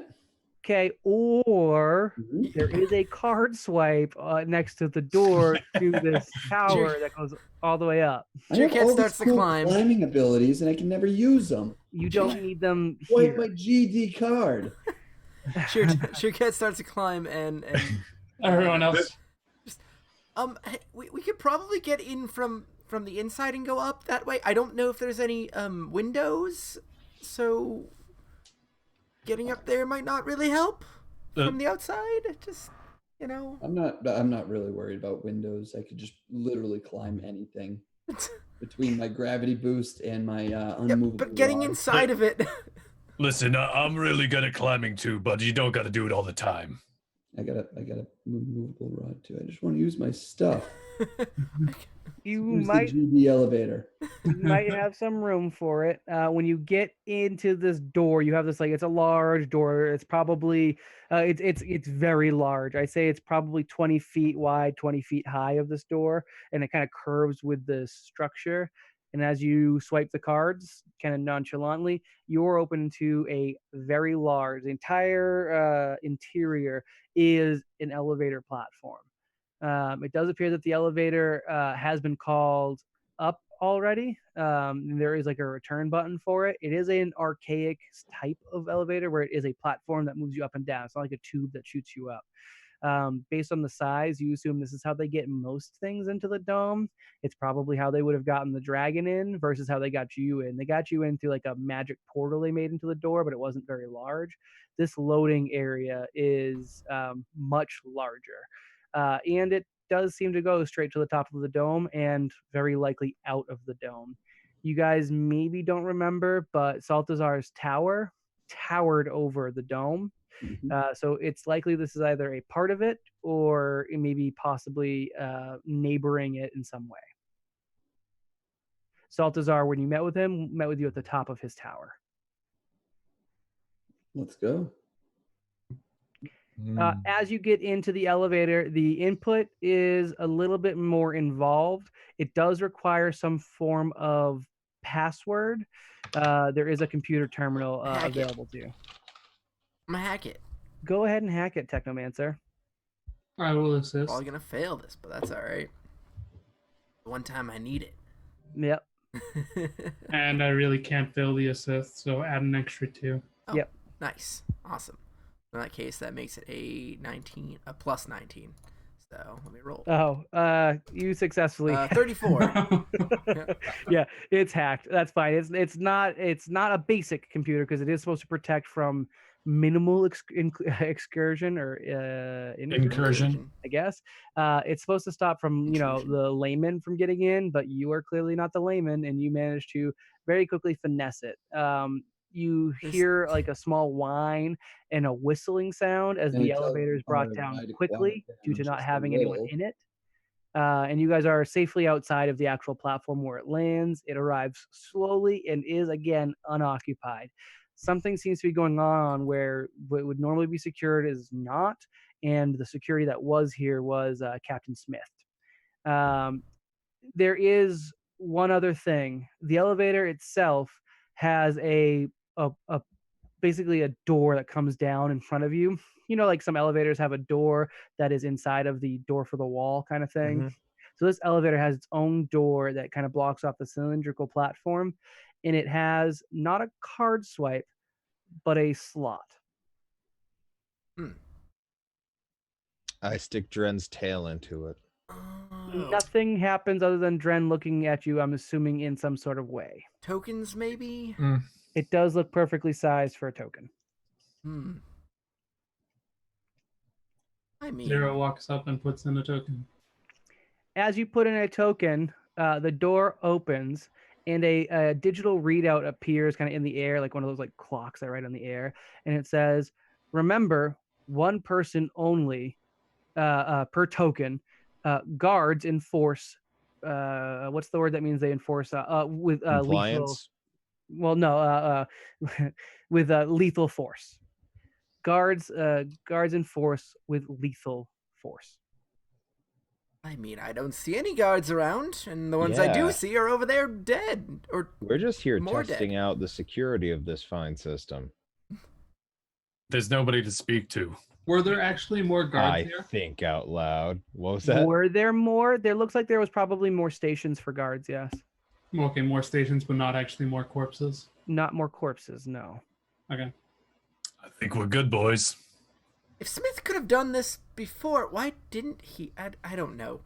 He didn't have a token. Oh, yeah, that's a good point, actually. I think he might need backup. I'm always willing to help a friend. He's not a friend of you. You guys have the door open. Do you all I mean, he enter didn't without kill worrying me, about the and I didn't kill consequences? him. True. Good Yeah. point. You have a very low bar. Yes, I'm sure we do. What was the Okay. question? No, Yeah. Zero answered it. It's fine. Yeah. You guys all You're walk not into very, the. very low. No, you're good. We're just Because talking over you. That's all. Oh, I'm sorry. What'd you say, Chris? I don't know. I just feel like I've been talked over like these past 3 episodes. Is my voice like just really, really low? Nope. No. No, the last time when you were talking over Dustin. No. It's been happening a lot. Oh, nope, didn't notice. Okay. Chris will have to get you a whistle. Or you could always try being a little closer to your mic too. We're gonna employ I have it as close as I can get. I get it right here. You could put your mouth on it. Employ the raise your hand thing. I want to speak. I don't look raise at my the hand. camera, so Sure. I wouldn't notice that. That's all right. Moving on. Moving on. You guys do all enter into the elevator. Sheerkat, do you have any issues entering to the elevator? Nope. Okay, Sheerkat, you're the only independent-minded one where you might not follow the crowd, other than Rye. Yeah, Everyone I was else about to say. ushers in, and you're not challenged. There should be physical guards at the elevator, but it didn't quite function. Had you guys followed a little bit closer onto Captain Smith's heels, you would have seen him actually earn a token, and how he got it, and then why he busted through. You did miss a little bit of an altercation out front of the fort, but that's That okay. would have been cool. Thanks, Ryan. Yeah, but Patrick didn't want to play ball, so I don't Yeah, have I Pat. thought, hey, I was being smart. I'm not gonna confirm or deny that. You did save yourselves getting involved in this fight, which is probably a little bit better because Captain Smith really can't be stopped by the stuff they're using. And yeah, he's a bit of a force of nature. He's definitely not your standard How character. did he get here in the first place? Force of nature. If you wanted to watch old vids when you get out of here, because all these videos are archived, you will see that he elected to enter as a champion because he felt for sure he would have no problem winning. And in fact, he actually went to the arena, won 3 bouts without much struggle, and won a token, which Dren then stole. And champions are only allowed to earn 1 token, like lifetime. Oh, So he was stuck here. That's why people don't just continuously earn tokens and give them away. It's why there's not some sort of way to subvert the system. And also, Saltazar is really cutthroat, so he doesn't have any special of, hey, you gimmicked me, good luck. It's more so Captain Smith got his token and then lost it, which is the only way non-champions can get out of the dome, is by stealing or somehow taking a token from someone who earned it. Yo. gotcha. Which is how Dren got out the first time. So that is how this little escapade has transpired. Most of this Dren would know as well and probably share. Why was Dren in here the first time? Was that ever stated? That would be something for Dren to share, and I don't recall the I first don't time. believe the first time has been revealed. Actually, no. Well, no, that was this time. So many no's. Well, there's so much that could actually be the case when you have an actual backstory. Ouch. I've decided Rye's going for the cowboy effect, the man with no name, except he has multiple names and he just doesn't have a backstory. Yeah. An icon must have a name. A name, sure. Probably better for them not to have a background. Moving on. You're in the elevator. You've gotten through. There is 2 buttons, one for up and one for down. I'm going to assume ye all smash that up button. And the elevator moves at a more sedate pace than it came down because it does sense that it is carrying a load.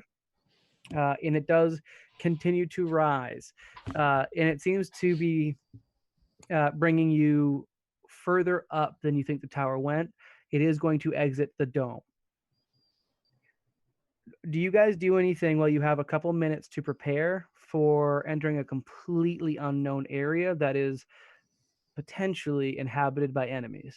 Any of you lot have another one of those med packs? I was just about to ask if you're feeling okay, Dren, because it hasn't been too long since he got punched. I mean, I'm not feeling great, but Well, I'll get by.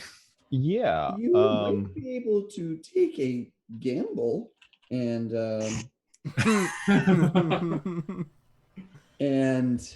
Sheerkat pulls out a very shoddy looking serum. I'm sure I've had worse. Throw it here. All right. Oh, jeez. Chris, I don't remember. You DC took one of these 15 before? Constitution. It's a constitution, but did It's you a, fail it? No, Yeah. he passed it. Fortitude. Yeah, Chris passed. I think with flying colors. Oh yeah. Okay, yeah. How much did it heal you? It was double. 2d8 times 2. Thank you. 2d8 times 2. So go ahead and roll your health save or your health recovery first. 2d8 times 2. Oh, Roll a 2. For all day. my D8 is now gone forever somewhere. Well, the one time that physical dice can be an issue. Where is it? It's right there. It's right there. Up, and I found it. I got it. There you go. Jeez. It was right there the whole I time. know. Okay, well, that's a 3, and that's a 6. So, that's not terrible. 18. 18 total health is Roll regenerated, fortitude and then I save. need you to roll me a fortitude save. You got it, which is my best save. Me Yeah. too. It's weird how that works. Oh, dear. Did you roll a 1? Because that'd be wonderful. And I got a total of 11. 11 does not save. Oh, I don't remember. It was a mutation chart that I had found, right? Oh no, can I find it again? Reroll, D&D. somebody, please. I think I used a D&D mutation chart for it because it was something from a D&D book that I liked. Yeah, here D1 1000 mutations from Reddit. 1,000? 1/1000. Yeah. Here are biological. Yeah, it's gonna be biological. They gave me 500 on this list. Oh, that's really yucky looking. I don't like it. In roll 20, roll me a 1d500.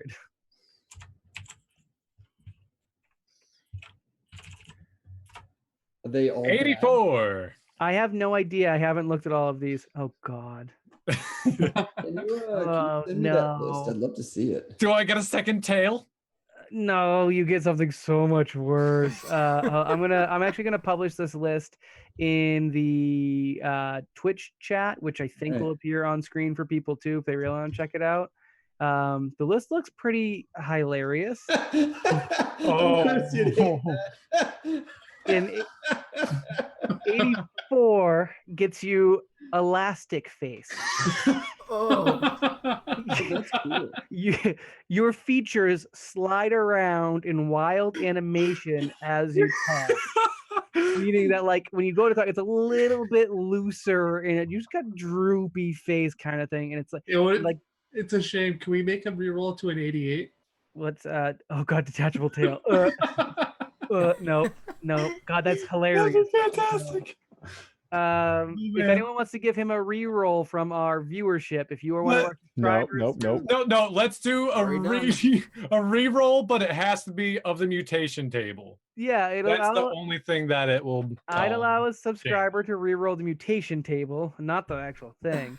But otherwise, I'm okay with this. For now, the elastic face for actual game mechanics, in certain circumstances, you're going to get a -2 to charisma. Okay. Maybe Wait, is this situations- permanent?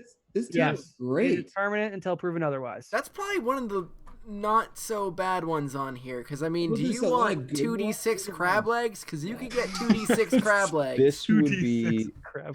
horrifying for Rye. It would have been hilarious if you rolled a 99. Well, what is it? Someone put breasts. In Two times 1d6 in rows. I will say I probably would have been a little judicious with what you roll. Oh no. Elastic no, face- I wanna- 38. Dismal genitals. Whenever you have We will all whatever you roll had on the going mutation down there is table. different, much less impressive. What the hell is a teeth wart? Ooh, Black Rabbit reroll. Oh, I Black got Rabbit reroll. 2 rerolls. All right. Oh, Now and question: Shadow. Do you Oh, want shoot. to use them on the table? So let me do one of them. Then I'll decide if I want to either bank the second one. Okay. So okay. All right. Let's see if I elastic face think goes we away. let the subscriber decide. 336. Oh God, I didn't even get that far. I forgot I had that many. Gills! I can breathe underwater. That's kind of not as cool. 3. Very functional, but Yeah, had I'd to allow breathe gills. You underwater. can breathe underwater. Let's see. Do I want to Oh man, imagine if it was 335. detachable head. Hold up. Falls off and you One take round. 6 damage in 1 round. Give me your attach. This is great. darn it, so close. Do you, Um, do you want gills or do you want to roll it again? I wanted to I roll want 333. I like 333. what's You're that? gonna one? want to keep. Oh. You roll twice and everybody else gets to decide. Ooh, okay. For the fun of things, because I'm all about the fun option, Do we'll it. do another reroll. Basically, this is all happening to his face in real time as he's chugging this potion. He gets elastic. 404. File not found. Character dies. Slug slime. Oh, No. Slug slime. slime. Oh, so gross. Perfect for Dustin. Oh no. Can slowly climb any always sticky. surface a slug could climb. Always Always sticky. sticky. So you just start exuding this disgustingly thick slime that mats your fur down. You look disgusting right now. You strongly need to find a real doctor to fix your ish. I need to go back and find Flail. Ugh. All right. I'm disgusted. I went from okay to hey to ew. Better than organ vomit though, so I guess we'll move on. God, these Bring are the all pretty lube? great. Got it We'll right all here. roll for what we get in the after party. Every player will get their own horrible mutation. All right. Moving on, because we've got 25 minutes left in the episode, you slimy, disgusting monkey. Christ. Just because I'm a pirate, okay. What's the? Oh my god. Justin, you I'm can gonna switch us stop out of the roll at the 20 map stop. for now. Yeah, and I have to stop looking at this because they're just too funny. They Beetle are- blood. they are Your really blood fun. is now Yeah, beetles. fetal blood. Your blood is now beetles. Okay, we gotta move on, or else that's gonna be this entire rest of the I think episode. the after party is going to be derailed entirely, but that's totally Yep. fine. Yeah. Mhm. Someone in chat, Black Rabbit, says fur and slime is terrible, and I couldn't agree more. Mhm. You picked the grossest one, but that's okay. Moving on. So you've healed up a little bit. Does anyone do anything else? Do you need any more healing? I take an extra step away from Dren. That's fair. That's fair. I will shoot Hold on. myself the serum of enhancement, the diplomacy, Okay. just to have it. It'll last an hour. And Chris, for the record, you are a little low. Yeah. I'm not, you're totally audible, but I can totally recognize when, if someone was talking at the same time as you, I probably wouldn't hear it. Okie dokie. Just a heads up. Don't need to change it tonight. It's totally fine, but we can work on it. I could use a bit more healing, Justin J All right, Man. because I have 5 Mark 1 sealing serums, yeah, healing serums that I could give you a couple or one or whatever, however many. So that no one thinks I'm doing GM Fiat, you guys did don your armor and everything before leaving the stadium. I fast forwarded through it because it was without mentioning. It was just 1d8, so if you want to take one, go for it. Sure. You, Could I take 2? Yeah, you can take 2. I'll allow you to. Well, what did you roll? I just took 2. Okay. 2 Or, health? well, yeah, I rolled the 2 on my first D8. I'll say because you're a disgusting slug now. There's some residual after effects of that potion. You can at least double the 2. Nice. And here's for the second one. Oh boy, a 1. You can double the 1. Yes. Garbage. they just really wanted to give you a 2. All right. So you have gotten some minimal healing. Everyone else, I'm assuming, is armed up, ready. Are you guys going to pull out weapons now, or are you keeping? Oh yeah. Oh, I'm yeah. fully Totally armed. armed and ready to go. Thanks. That was what I've been asking for with all of my preemptive questions. So that's totally cool. All right. So we've got you guys all Ghostbuster style up, ready to go as the door opens. We even got Slimer. And as the door opens, you are entered into chaos is the absolute best way to describe it. There is in front of you, there is a long hallway. It's large. Again, it's about the same size as the doors were, so 20 feet wide, 20 feet high. It is a open window corridor, which is to say, like, there's no walls. It's just all like glass windows. Like you're going through an aquarium, and this tunnel goes for about 100 feet until it reaches what you guys immediately recognize as Saltazar's tower.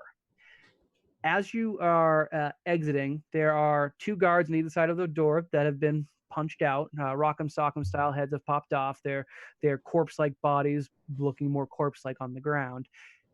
And as you look out the windows, at least the androids recognize what's going on with the dome shaking. There seems to be some sort of spaceship warfare going on outside of the dome. If I could have Dren make a perception check, and I'll have Now, you know what? Please, everyone give me a perception check. I'll see if you guys pick it. I'm sure you will because 0 rolls disgustingly high. 11. So I actually rolled a nat 1 and got a 14, but Okay. if it's anything Starship related, I think I get like a +5 or something like that. Okay. 27. 25. Said perception. Shirkat, you're probably the only one I didn't need to roll, but I'll give you a different bonus for it. All right. Everyone else, 0 with your starship bonus. I'll say you get it. And Rye rolled enough. You guys actually pick out a couple of the ships that are engaging in this battle. And what it looks like is there are just swarms of ships all over this area outside of Eox. Eox as a planet is usually contained in other areas because it doesn't really have any atmosphere to speak of. It's a dead planet for dead people. So the area around it is barren other than Saltazar's Tower and the most dangerous game show dome. This airspace now is just filled with starships hurtling through space. There's dogfighters duking it out, and some of them are going around this tunnel and around the towers. And then there's 2 ships of note that are bigger than the rest that seem to be attacking, but not quite as big as the ships that they're fighting. I'll get to that in a second.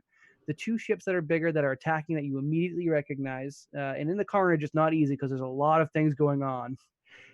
There is the mothership, which was the pirate ship that you guys had It's partnered. my doppelganger. It is Chris's doppelganger in charge, Captain Laris, who was Dustinian's captain and Boyo. And they seem to be coordinating a charge into this area. Their blasters on their large warship are blaring, taking out enemy fighters and generally engaging in the chaos. The other ship, which is smaller, more nimble, a transport-sized ship, you see the Indecision. The Indecision is flying through the battle much more nimbly, but not as much as the one-man fighters, and it seems to also be engaging rather well in this combat with lasers flying, missiles jetting, flat cannons blowing holes into other ships' hulls, significantly faster than Starfinder combat. Starship combat actually works. The one thing you notice about the Indecision, it doesn't have its extra cargo area. It does have an attachment piece that holds the mechs you guys acquired. It is currently mechless, is kind of what I'm building this at. The mechs have not taken the field. We have some issues with controlling them with your current setup. Basically, you guys not being there. For the other stuff, there's some of the things going on. It's hard to see. They do seem to be taking on one of the Eoxian dreadnought cruisers, and Eoxians are very well known for their warships. And the ships themselves look like collections of like massive bones. They have many areas exposed to space that otherwise wouldn't be for a living ship because they don't need oxygen. They need gravity and things like that, but they don't need to be protected from the vacuum of space as much. So these ships look partially incomplete, partially like bones of gigantic creatures, and all deadly, bristling with weapons and engaging. And they're not quite pushing back the pirates that are assaulting, but they are holding their ground. Several of the shots continue to miss like targets and careen into the dome itself. The dome has special protections against starship warfare, so it doesn't have any massive effect. It doesn't shatter the glass or anything like that. However, the slight vibrations you guys are seeing were the beginning of this assault, as some of the blasts were causing the dome to shake. This battle is going all around this hallway that leads straight to Zaltazar's tower. What do you guys do now? You said you had something different for me. I'm so sorry. What was your roll? 25. 25. And you came in after Dren, right? Sure. Feel free to do with this information as you want. You notice 2 things. One, there is a BSU specialist ship out there. It kind of looks like the Indecision, but like it's a military ship that is specifically kitted out for the new models of Inquisitors that the Border Space Union turns out. And you'd know this from your more intimate dealings with being maybe hired out for the BSU from time to time from your parent company. And Inquisitors are absolutely no joke. They're some of the most lethal foes you could encounter from the Border Space Union. On a one-for-one basis, they would be probably the most difficult, challenging opponents you could face from the BSU. They're very dangerous, and they're considered to a similar scale as the stronger bioweapons your company produces, and so it's like a trade secret that you're kind of in on. The other thing you notice, and Dren doesn't because of his abysmal rolls, the Burning Eclipse is taking part in the battle, and it seems to be siding with the pirates. The Burning Eclipse, I believe, is the name of Dren's ship. You get it. Okay. And that is another larger warship. It's smaller than the mothership, but bigger than the Indecision. And it does seem to be engaging in the battle, but it's in like the middle of the chaos, and it's taking a severe amount of damage, which is why I think Dren in the distraction doesn't quite pick up on his ship. You rolled under a 15, right, Nick? Yeah, I did. Yeah, okay, yeah. Didn't quite catch on to your ship being out there, so you don't have any immediate pangs of urgency, but you've got this hallway in front of you and crazy hectic ship battle on the outside. Who is piloting our ship? Well, I Oh, imagine God. Rex. I'm not sure, but that is an Inquisitor class ship. He I would points out have to a to- particular sleek ship. What's that? I'm just saying you point out to a particularly Yes. sleek ship. And if that one is out there, I would say that your ship is probably screwed. So for audio, I'm kind of looking out and squinting a little bit. Go. Oh, so that's what happens when you let him be captain. There are Slow pan over to Dren. That's all just a slow pan. that's fine. Just for the number of ships that you guys have there's probably 3 to 4 bigger ships, 2 clearly on the pirate side. There's another one kind of tucked in the back that Dren can't see. And then there are I would say dozens of smaller fighters, and that's more what's engaging around the tower. The bigger ships are further above and engaging kind of orbital battles. It looks like the one-man fighters are trying to maybe make an assault on the tower, where the big warships, which don't do so well on planet engagements. Again, there's no gravity that they're having issues with per se. There's gravity, but that's not what their issue is. Their issue is just they're not really super great at. There's no atmosphere that they have to deal with. There's gravity, but not atmosphere. So maneuvering isn't the issue, but it is something that they are not ready to really get stuck in, I guess. Yeah, okay, yeah, and you guys have this hallway. You have the ship battle around you. You guys are good to do you. Hope Stevathan's all right. Well, I think we should worry more about ourselves now and maybe take out our salty friend. Good point. If I Let's lose mosey. that ship, I am going to be so mad. It's okay. Don't worry. It's okay to lose a ship or two. I might be losing one right now. Oh, you're definitely losing a ship right now.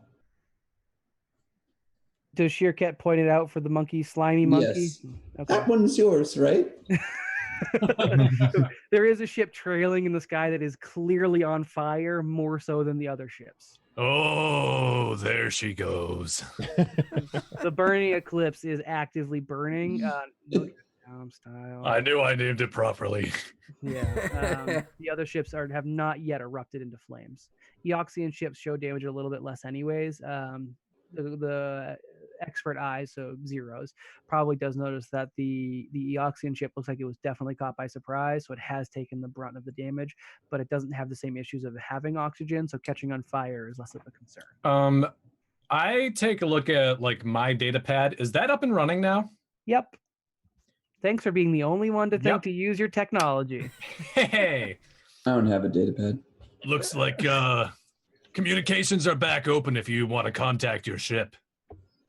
Definitely. Do the thing. Beep, beep, beep, beep, beep, beep. All right, as you punch in the phone number for your ship's cell phone, the vid screen opens up, and you have a very disheveled Stevathan manning the comm station. Ah, Stevathan, it's wonderful to see you. I'm so glad that you're alive. For now. Stevathan Stay that is way. the kind of pale, somewhat unhealthy looking junk dealer they picked up on planet Revel.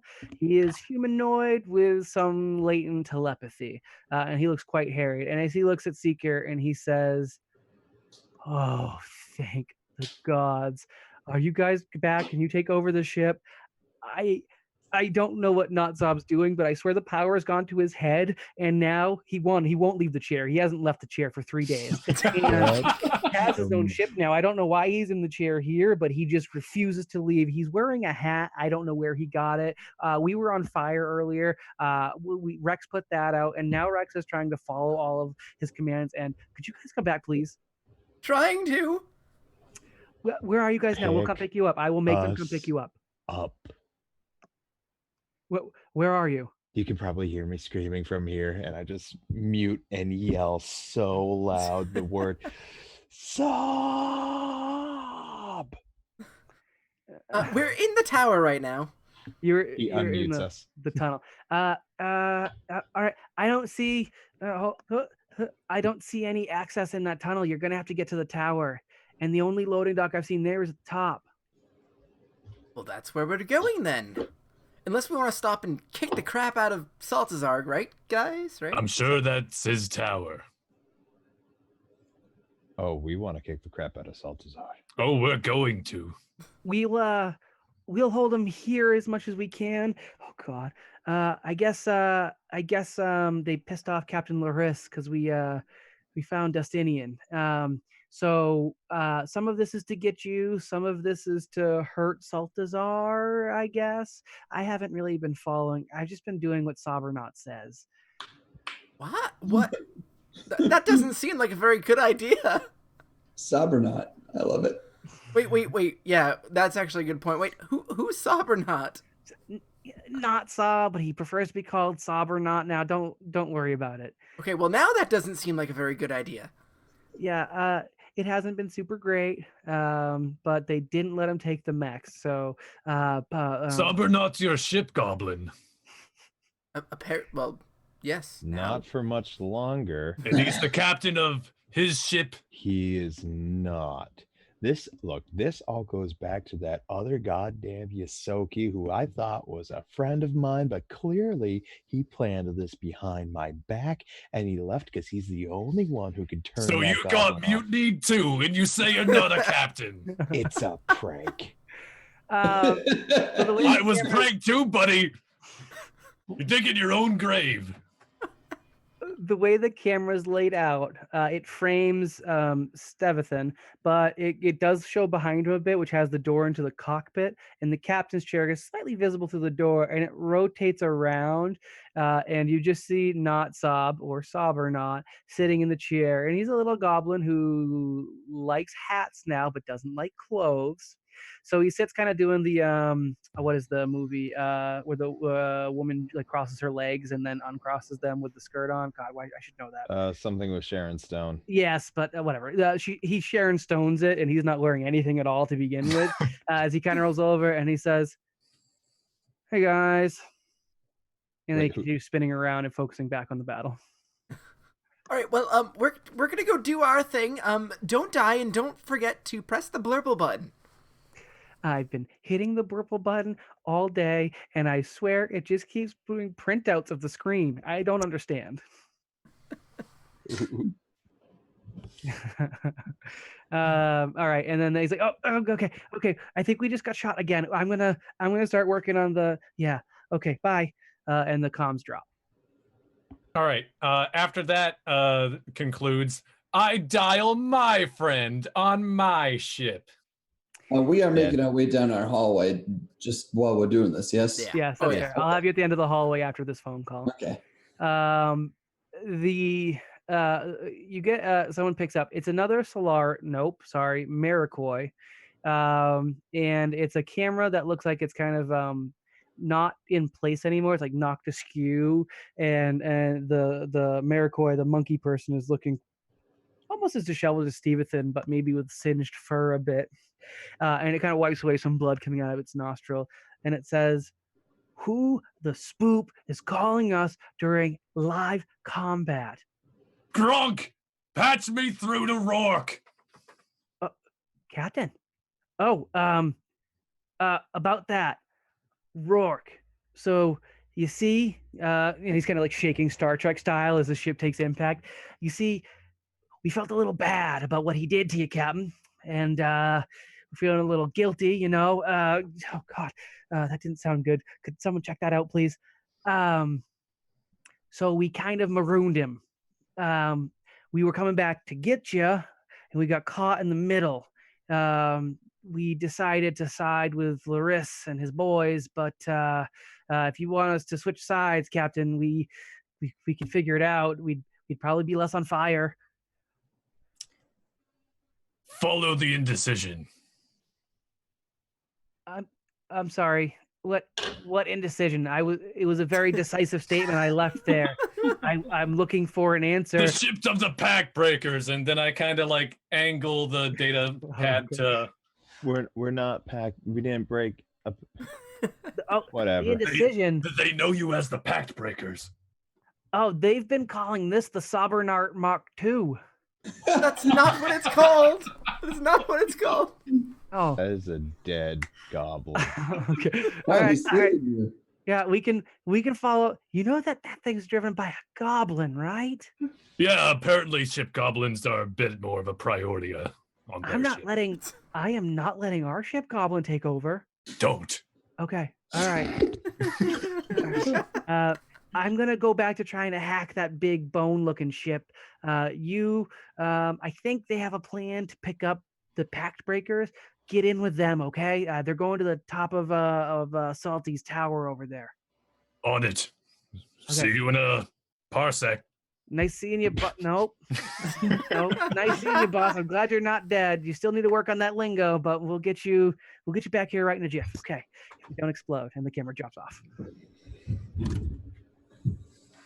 And as this phone call is over, you've made a slightly harrowing path through this tunnel because at any moment it looks like it could potentially be taken out by ships flying by. One ship, little ship, gets lit up and explodes right next to it, and this tunnel shakes much more wildly than the dome did. And you begin to realize that it's not the same material. It's not part of the Pyramid Station Alpha setup, and it could easily be destroyed by an errant blast. You guys maybe double time at this point, and you get to the end of the tower, and the tower has an ID swipe on it. Swipe it. The door is not punched open. The door is not punched open. The door opens, and you are now encountered by.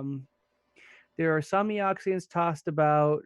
There's some. You're like it's a bit of a security station, and you're in, for all intents and purposes, like a large broadcast studio. You see different rooms off for like different screens, viewings, video editing, sound, all that fun stuff.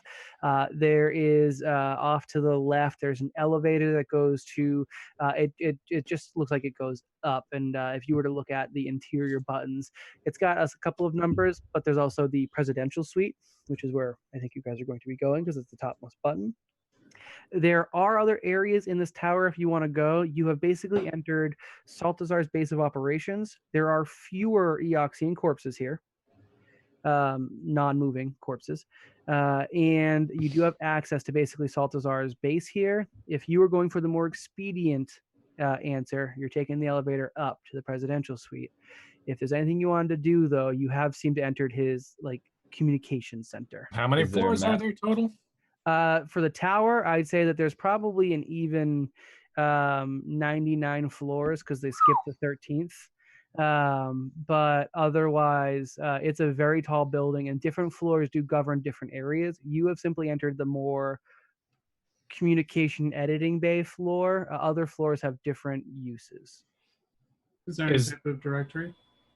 I'm going to say in this instance, probably not. The building does seem to be in emergency settings, so most of the computer screens that would be active simply are broadcasting, please reach the nearest emergency exit, and certain signs on the walls now read, hangar bay here, hangar bay there, base defense forces to your ships, things like that. Do we is there like a directory of rooms and whatnot? as that's what Zero just asked. And I'm just sorry, I didn't hear. literally said, I heard. I didn't hear it. you don't have a directory of rooms. The elevator gives numbers and presidential suite, which is floor 99. Okay. And there isn't much else. You guys, again, have access to a communication room area and maybe some editing bays. No one manning them. It does seem everyone has fled or is working on the base's defense. Okay. And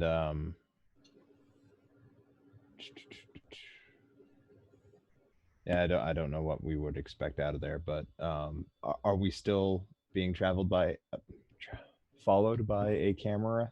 Nope, they never picked up your scent after you used the teleportation circles. Did we see any signs of cameras in the building? They kept that area specifically free of cameras because they never wanted it to be broadcast. Okay. It was all secret stuff. Right. All right. Right to the top, boys. Sounds good to me. Let And me. we don't see anything that looks like an armory. Armory, definitely not. Okay. Then yep. Tip top, unless there's anything that stands out as interesting.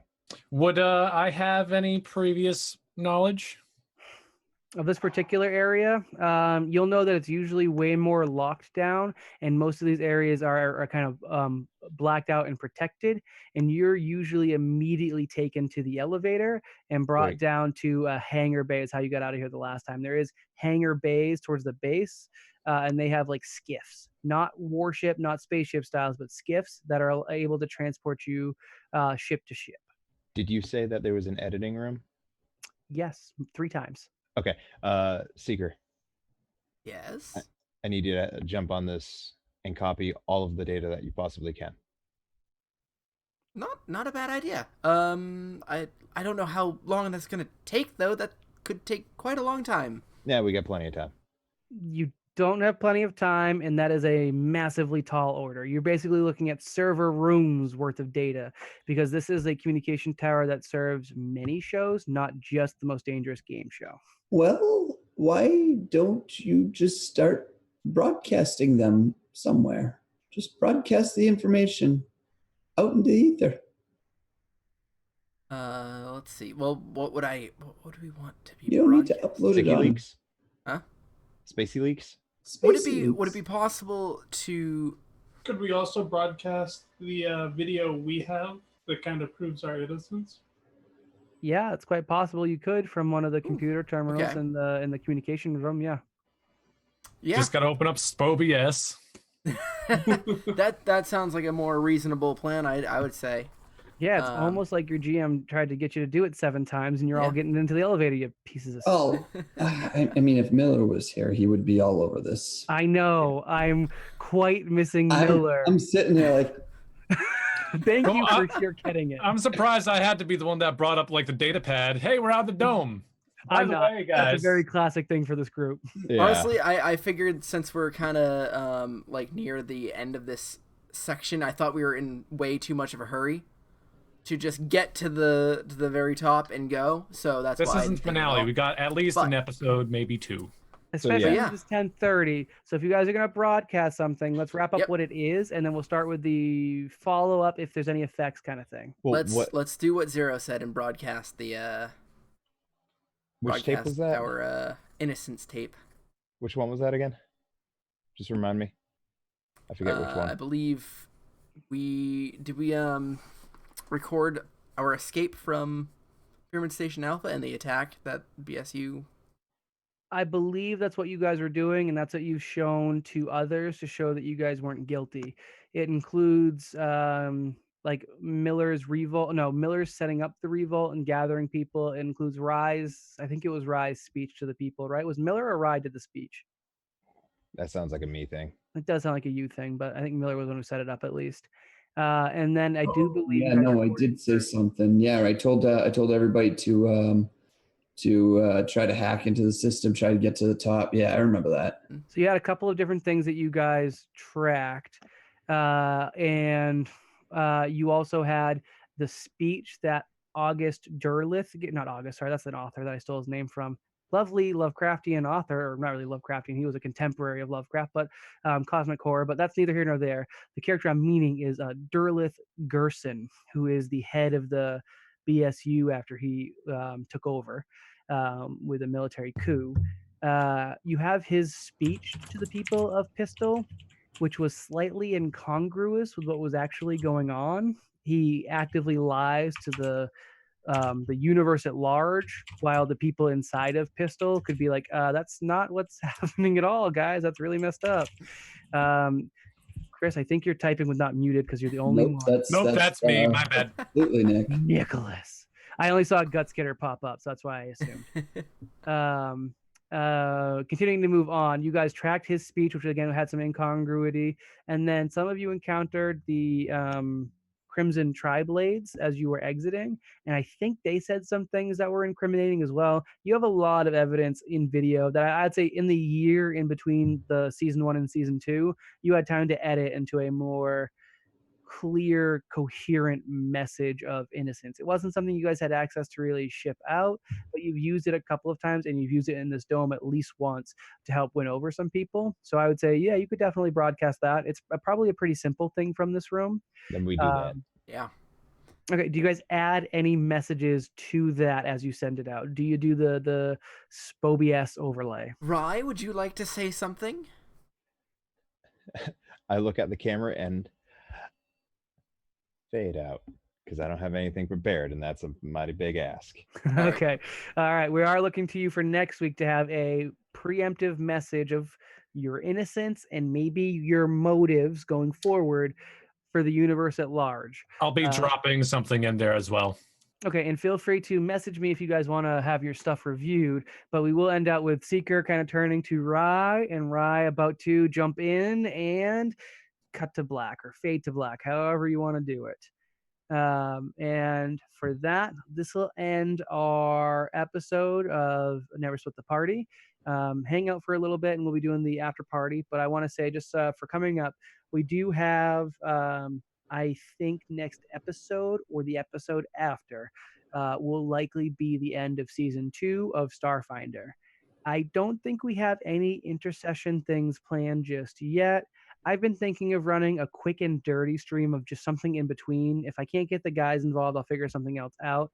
I don't plan on there being a significant break between season 2 and 3. This is mostly a plot break that we're doing. But I'll give us maybe a week or two to reset. If we need it, I'll get a touch in with the guys. We've had a couple of days off here and there, so I don't think we're really in need of that right now. But we do have some plot things that'll change, and season 3 reorients the group into a different structure, which no one really knows yet. But I'll be working on them with. You'll see some stuff that, like what came with Miller being away. Brawl's still brawling somewhere and not worrying about him.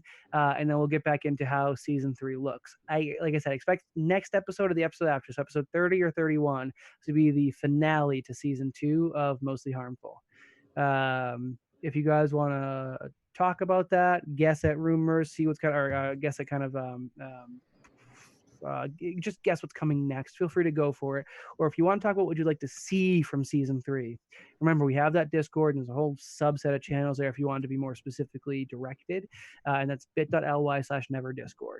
If you're looking to get caught up on episodes because you managed to join us tonight but not in the past, you can always find us on YouTube at bit.ly/neveryoutube. I should have totally said that at the beginning and I forgot, my bad. We do post our episodes about a couple days after they air due to Twitch affiliate reasons. So YouTube's maybe 2 days behind, and our audio podcast is still probably a couple weeks behind, but Justin's been doing pretty good with weekly releases. So thank you. If you guys want to do the audio recaps as well, totally go to it. The end of season 1, I forget what episode, I know I put it in the chat earlier with the guys, but I can't remember what it was. That we talk a lot about like what happened with the pistol incident and stuff like that, and it might be good just to listen to like the last 3 episodes. I think maybe the Vermilion Blur on in season 1, if you wanted to get a recap for what's changed or what was the event that they're basically showcasing next week that they're going to be sending out to the universe at large now that they have Saltazar's communication array at their kind of leisure. All right, that's all for now. We're going to jump into the after party, talk shop, probably mutate ourselves, and until then, just remember we'll be here next Tuesday, 8:30 p.m. EST. Until then, Never Split the Party. Yeah, Pat. Ryan. Pat. Yeah. I was here You did. before